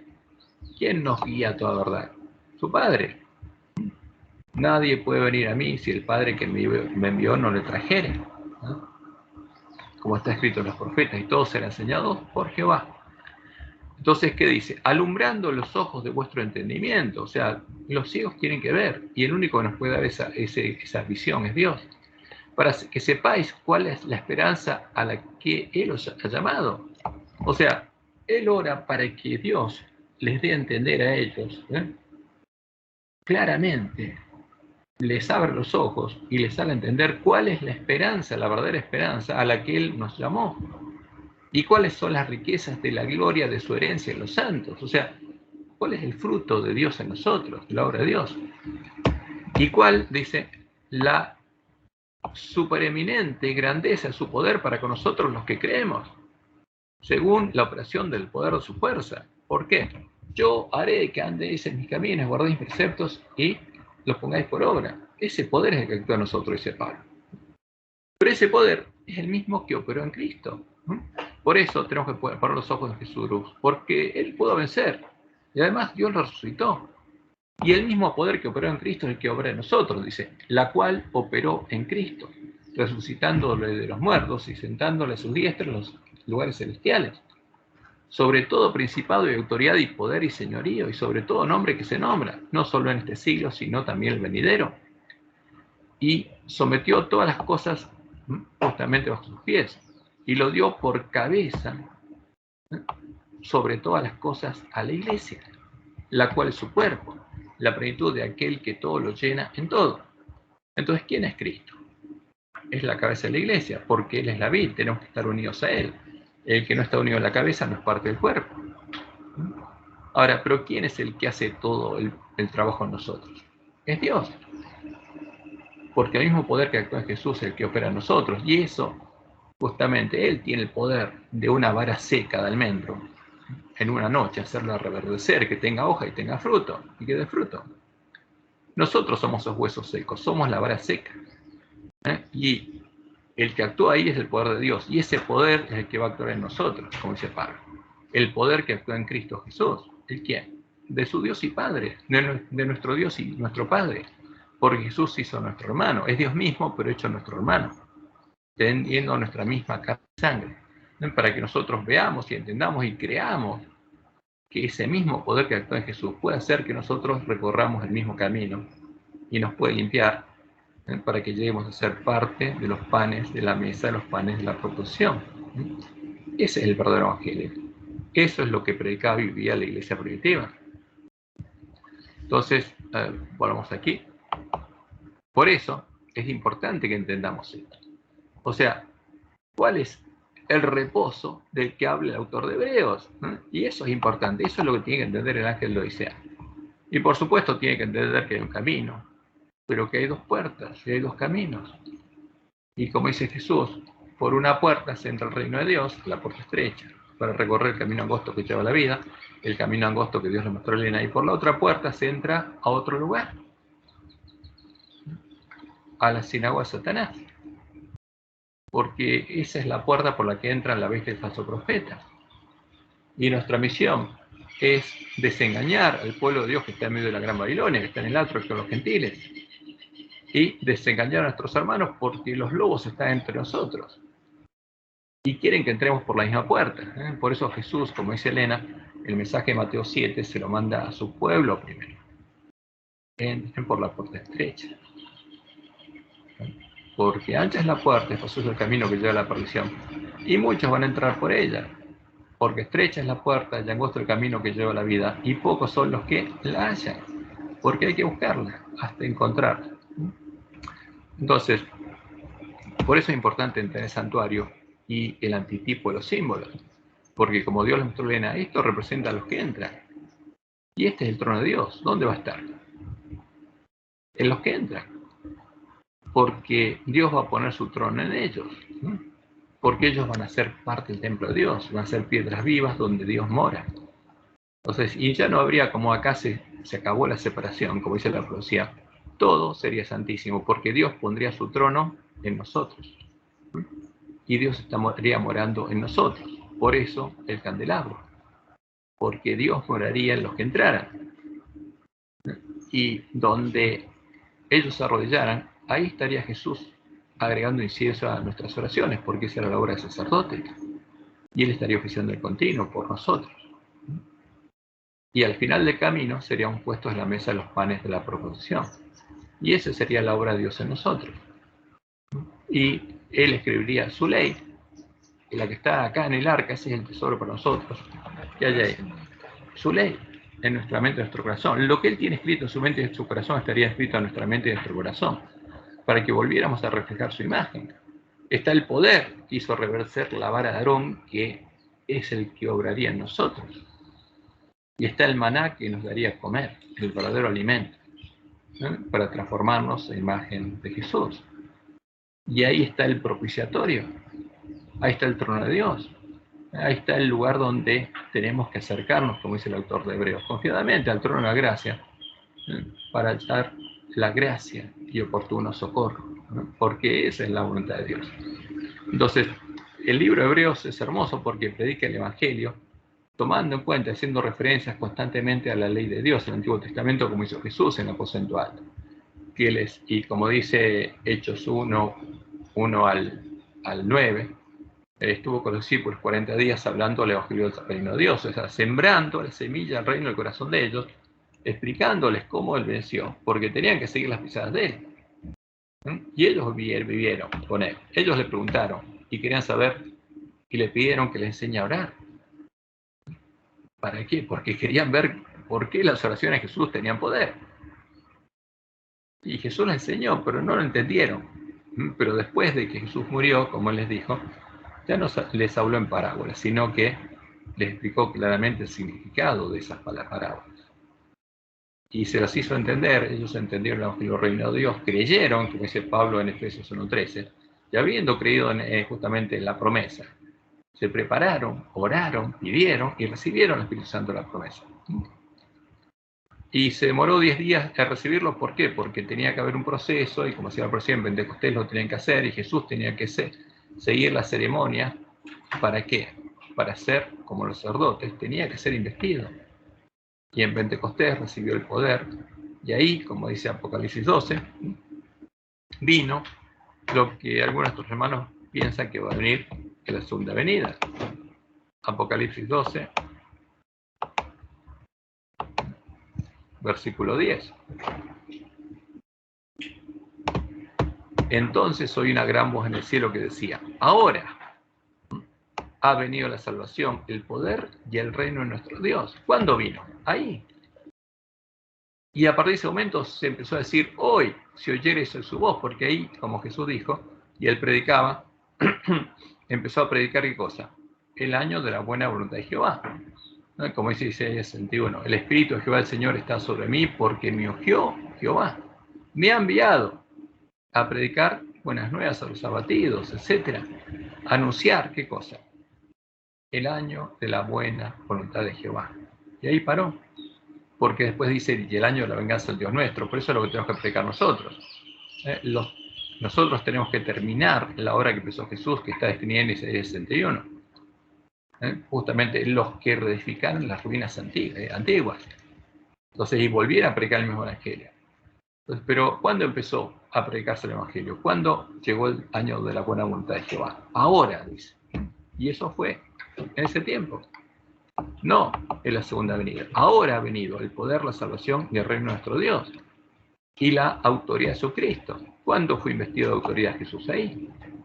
Porque ha sido lanzado fuera el acusador de nuestros hermanos, el que los acusaba delante de nuestro Dios día y noche. ¿Y quiénes? Y ellos la han vencido. ¿Qué pasó? A partir de ese momento, todos los que creyeron el Evangelio vencieron por medio de la sangre del Cordero y de la palabra, el testimonio de ellos, y menospreciaron sus vidas hasta la muerte. ¿Por qué? Porque, como dice el autor de Hebreos, empezaron a seguir las pisadas de Jesús. E incluso menospreciaron sus vidas hasta la muerte. ¿Por qué? Por el mismo gozo de Jesús. Mi paz os dejo, mi paz os doy. ¿Pero qué iba a pasar en el mundo? Tendría aflicción. ¿Pero iban a vencer? Sí, confiad, yo he vencido al mundo. Y ellos vencieron por la misma fe y por el mismo poder con el que venció Jesús. Y esa es la verdad que tenemos que predicar. Y por supuesto, a partir de ese momento, Satanás lo empezó a perseguir. Y Dios sostuvo a su iglesia, ¿cuánto? A ese pueblo que vencía por 1260 años. Y se le dieron a la mujer las 2 alas de la gran águila para que volase de la serpiente al desierto, a su lugar, donde es sustentada por un tiempo y tiempo es la mitad de un tiempo. ¿Hasta cuándo? Fin del siglo XIII, cuando fue echada por tierra de verdad. ¿Y cuándo volvería a predicarse ese evangelio? En la última generación. Porque ahí el dragón, y esta es la última batalla, Apocalipsis 12 y 7, cuando hubiera 144.000 que tuvieran la fe y el testimonio de Jesús, vendría la última batalla. Entonces el dragón se llenó de ira contra la mujer. ¿Por qué? Porque volvió a dar hijos. Porque la mujer es la que justamente da a luz en medio de la angustia del alumbramiento, y como esa mujer volvería a dar a luz, entonces el dragón se llenó de ira contra la mujer y se fue a hacer guerra contra el resto de la descendencia de ella. ¿Por qué? Porque habría dado nuevamente hijos. Cuando dio hijos, fueron perseguidos. Ellos fueron fieles hasta la muerte. Y en el tiempo del fin, habría nuevamente hijos de ella.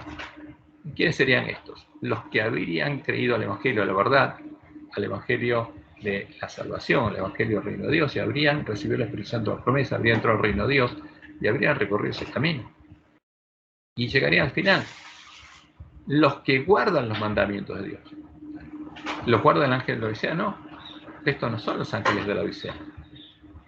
Son los vencedores del pueblo adventista, los que guardan los mandamientos de Dios y tienen el testimonio de Jesucristo. O sea, ¿quién tiene el mismo testimonio de Jesús? ¿Quién tiene el mismo fruto que Jesús?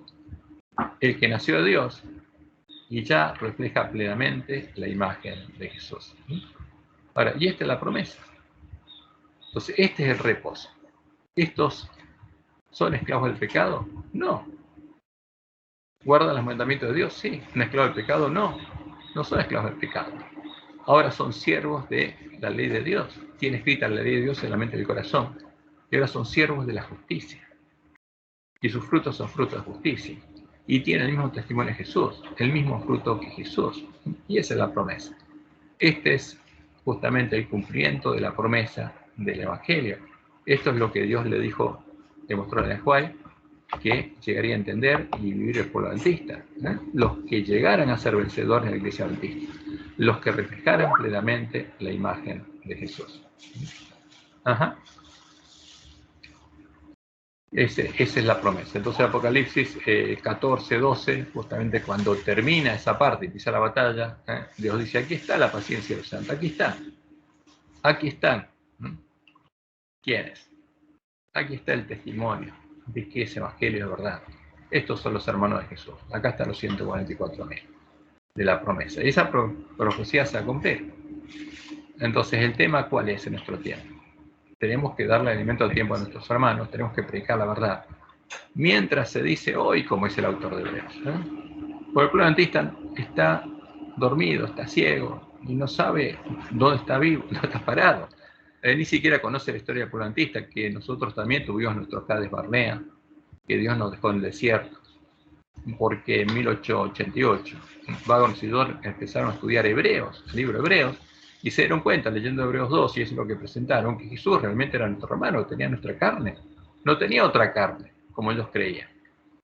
No tenía la carne de María, que nosotros tenemos una carne con pecado, y Jesús tenía una carne distinta. No, Jesús era realmente nuestro hermano y tenía nuestra carne, ese es el mensaje. El verdadero Cordero era realmente nuestro hermano, el que no tiene nuestra carne es el anticristo. Ahora, como el pueblo adventista rechazó la puerta, no podía entrar a Canaán. Hizo lo mismo que Israel en Cádiz, y Dios lo dejó en el desierto.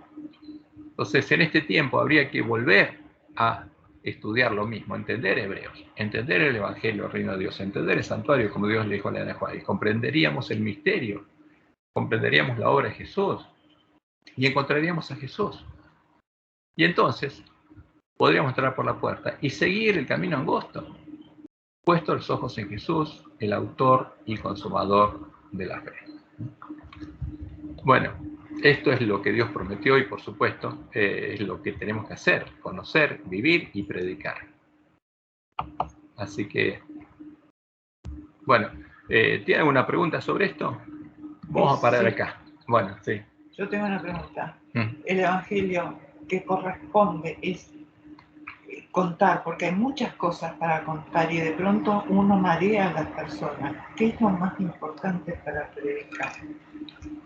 Porque de pronto puede ser esto, que es el santuario, de pronto puede ser Babilonia, para que sepan, porque si tenemos que predicar el mensaje de los 3 ángeles, tenemos que clasificar qué es Babilonia, qué es la bestia, y bueno, qué es lo más importante, o es todo. De pronto, el todo no lo vamos a poder predicar, que Dios nos dé sabiduría, ¿no? Sí, lo vamos a poder predicar, ¿cómo que no? Claro, vamos a... Y no, porque de pronto puede morir antes. Bueno, pero tenemos que hacer, hay un orden. Jesús, ¿cuántos días estuvo con los discípulos hablando del reino de Dios? Bueno, 10 días. 40 días. 40 días. Así, sí, 40 días después de la resurrección. A ver, ¿qué hacían los, fíjate, qué hizo Felipe con el etíope? ¿Cuántos días estuvo? Que le explicó cuál es el verdadero evangelio. Porque Felipe estaba leyendo Isaías, entonces le explicó de qué se trataba, y Felipe creyó y fue bautizado. Ahí a partir de ahí empezó a ser guiado por Dios. Ahora, el problema, como Dios le mostró en Ajuay, es que los adventistas tendríamos tanta suciedad de basura en la cabeza, tendríamos que desaprender eso. O sea, el problema no es explicarle a alguien que no conoce nada. Lo tenemos que saber nosotros. El problema es explicarle a un adventista, porque tiene que deshacerse, como Dios le mostró en Ajuay, de toda la suciedad de basura. Dios tiene que barrer todo eso.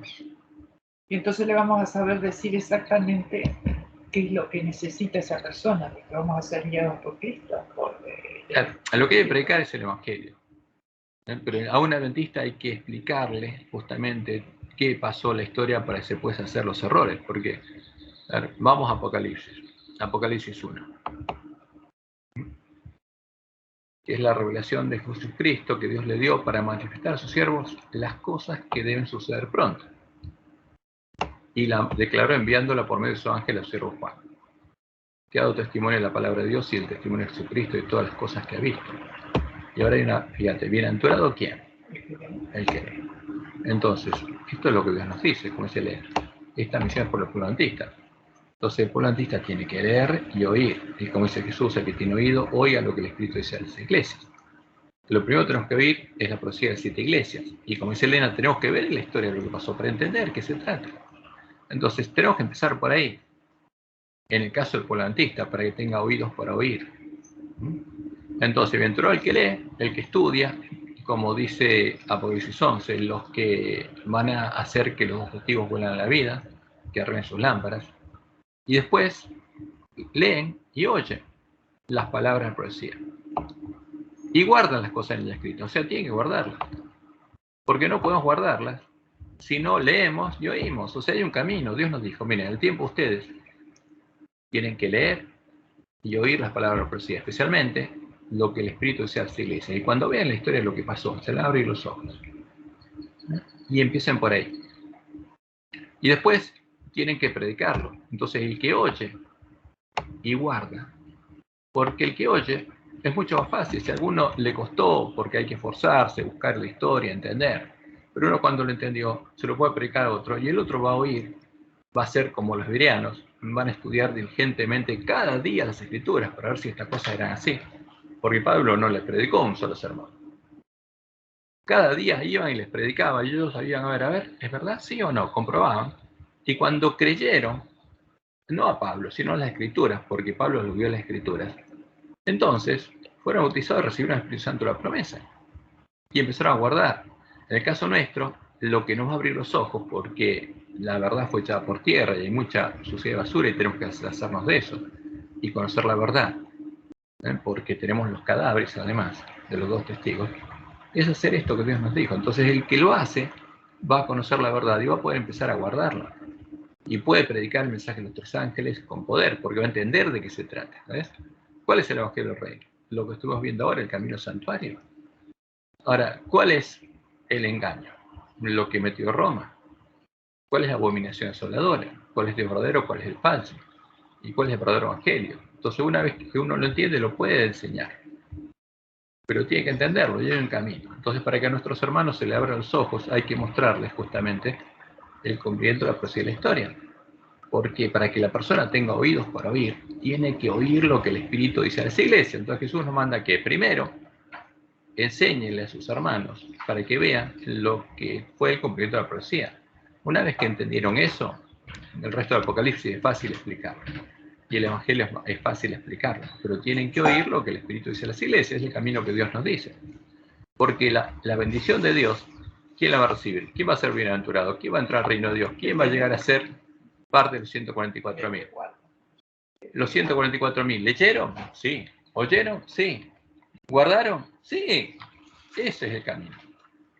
¿Ves? Y entonces, ¿qué hicieron? Y tocaron, le dieron alimento a tiempos hermanos, tocaron trompeta de Sion, porque saben lo que pasó y le pueden mostrar lo que pasó, para que alguien lo lea, oiga y entienda justamente, porque tiene oídos para oír, y guarde. Ese es el camino, no hay otro camino. Por eso Dios le mostró en el Juan que cuando el pueblo adventista entendiera esto y encontrara a Jesús, ahí se produciría el verdadero radiamiento. porque entendería cuál es el mensaje del ángel de Odisea. ¿Qué mensaje tenemos que darle al ángel de Odisea? Si entendimos la profecía de Éfeso, primero empezando por qué, Éfeso, Esmirna, Perga, Tiatira, Sardis y Filadelfia, y llegamos a la Odisea, ¿le entendemos? Ahí le podemos predicar a nuestros hermanos, como dice Elena, el mensaje del cual depende el destino de la Iglesia Adventista. ¿Cuál es el mensaje que Dios le mostró a Elena que hay que predicar? El mensaje al ángel de la Odisea. Explicarle por qué, en forma clara y directa, Jesús le dice eso.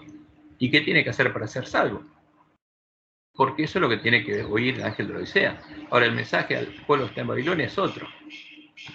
Pero el mensaje al ángel de la Odisea tiene que ser ese, el que Dios dice que hay que darle. Explicarle por qué es desventurado, miserable, pobre, ciego y está desnudo. Y si no se arrepiente y no lava su ropa al sangre del cordero, va a ser vomitado la boca de Jesús. Va a dejar de llamarlo. Se va a acabar el día en que lo llama, porque hoy es el día de salvación para el ángel de la Odisea. Pero ese día va a llegar a su fin. Y como dijo Jesús, se va a cerrar la puerta, y cuando después vayan las vírgenes a golpear diciendo, Señor, Señor, ábrenos, ¿qué les va a decir? Ya está. Entonces, si no leemos, ni oímos, ni entendemos el mensaje de las iglesias, no entendemos el mensaje del ángel de la Odisea, no tenemos ningún mensaje para darle al ángel de la Odisea. ¿Cuál es el mensaje del ángel de la Odisea? El que Jesús nos manda, el testimonio de Jesús, un testimonio directo, explicándole por qué. Y eso tiene que ver con lo que pasó en la historia. ¿Qué está pasando? ¿Por qué Dios anunció en Ezequiel 8 que la iglesia adventista estaríamos adorando al sol y estaríamos en el atrio, postrándonos hacia el oriente, en vez de entrar en la casa de él? Y nos creeríamos ricos. ¿Cómo se cumple esa profecía? ¿Cuál es la comida de la mesa de los borrachos y la bebida de la mesa de los borrachos? Que los seres humanos estarían comiendo. ¿Quiénes son los lobos que vinieron a nosotros vestidos de oveja? O sea, tenemos que explicarles todo eso para que entiendan cuál es el mensaje al ángel de la Odisea. Pero para eso tenemos que leer y oír y guardar. Y en el caso del ángel de la Odisea, ahora no tenemos que ir a Babilonia, tenemos que ir al ángel de la Odisea a predicarle el mensaje de Elías y predicarles por qué Jesús dice eso. ¿Por qué va a dejar de llamarlos? ¿Por qué son desventurados, miserables, pobres, ciegos y estamos desnudos? Ahora, el que está desnudo es que el que no entró a la casa de Dios y está en el atrio adorando a quién.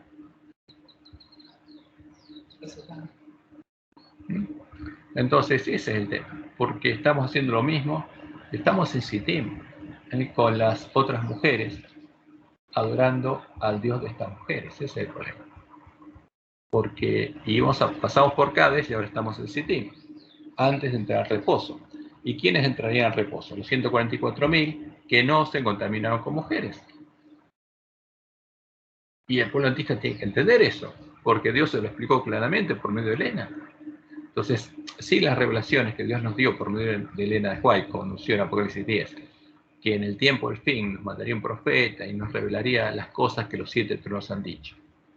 No tendríamos luz para entender dónde estamos parados, pero esa luz la tenemos. Entonces tenemos que leer y oír las palabras de profecía, y eso tenemos que predicar a nuestros hermanos, para que vean cuál es la verdad, justamente porque el primer ángel, ¿qué tiene? Tiene el Evangelio eterno, tiene el Evangelio del Reino de Dios.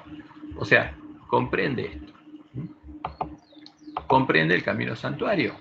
Como Dios le dijo, los que esperen pacientemente comprenderán lo que era para un misterio para ellos. Porque acá está simbolizado el Evangelio del Reino de Dios. Lo comprenden. Ahora, y comprenden lo que pasó. Ven lo que pasó en la historia. ¿Cuál es la abominación desoladora? En el atrio se estaría adorando la abominación desoladora. Pero el que adora la abominación le da la espalda al templo de Jehová y no puede entrar por la puerta estrecha. Ese es el tema. Entonces hay que predicárselos claramente por amor a nuestros hermanos para que lo entiendan. Y para eso, como dice Elena, tenemos que esforzarnos en comprender el significado de la profecía del Apocalipsis. Hay que esforzar nuestras mentes para entenderlo. Esforzados para entrar por la puerta estrecha. Y eso es lo que Dios dice, o sea, eso es lo que Dios nos dijo, bienaventurado, y justamente cuando Él venga, ¿quiénes le van a preparar el camino? Los que estén guardando las palabras profecías, como dice en Apocalipsis 22, aquí vengo pronto, bienaventurado el que guarda las palabras de esta profecía. Cuando Él venga, ¿Quiénes van a ser los bienaventurados? ¿Quiénes va a ser la gran multitud al que va a venir a buscar? Los que estén guardando las palabras de profecía. ¿Qué quiere decir? Que todos la oyeron, todos la entendieron y la están guardando. Por eso el purantista era el pueblo de la profecía. Al pueblo al que Dios lo mandó profetizar de nuevo. ¿Pero qué tenemos que profetizar? Tenemos que entender. Ese es el tema. La clave está en la profecía de las 7 iglesias. Para poder predicar el mensaje al ángel de la Odisea. Ese es el tema más importante que tenemos que predicar ahora y es el mensaje a nuestros hermanos. Bueno, se está poniendo el sol, así que si no hay otra pregunta, vamos a cantar el último himno. Bueno, vamos a parar la grabación.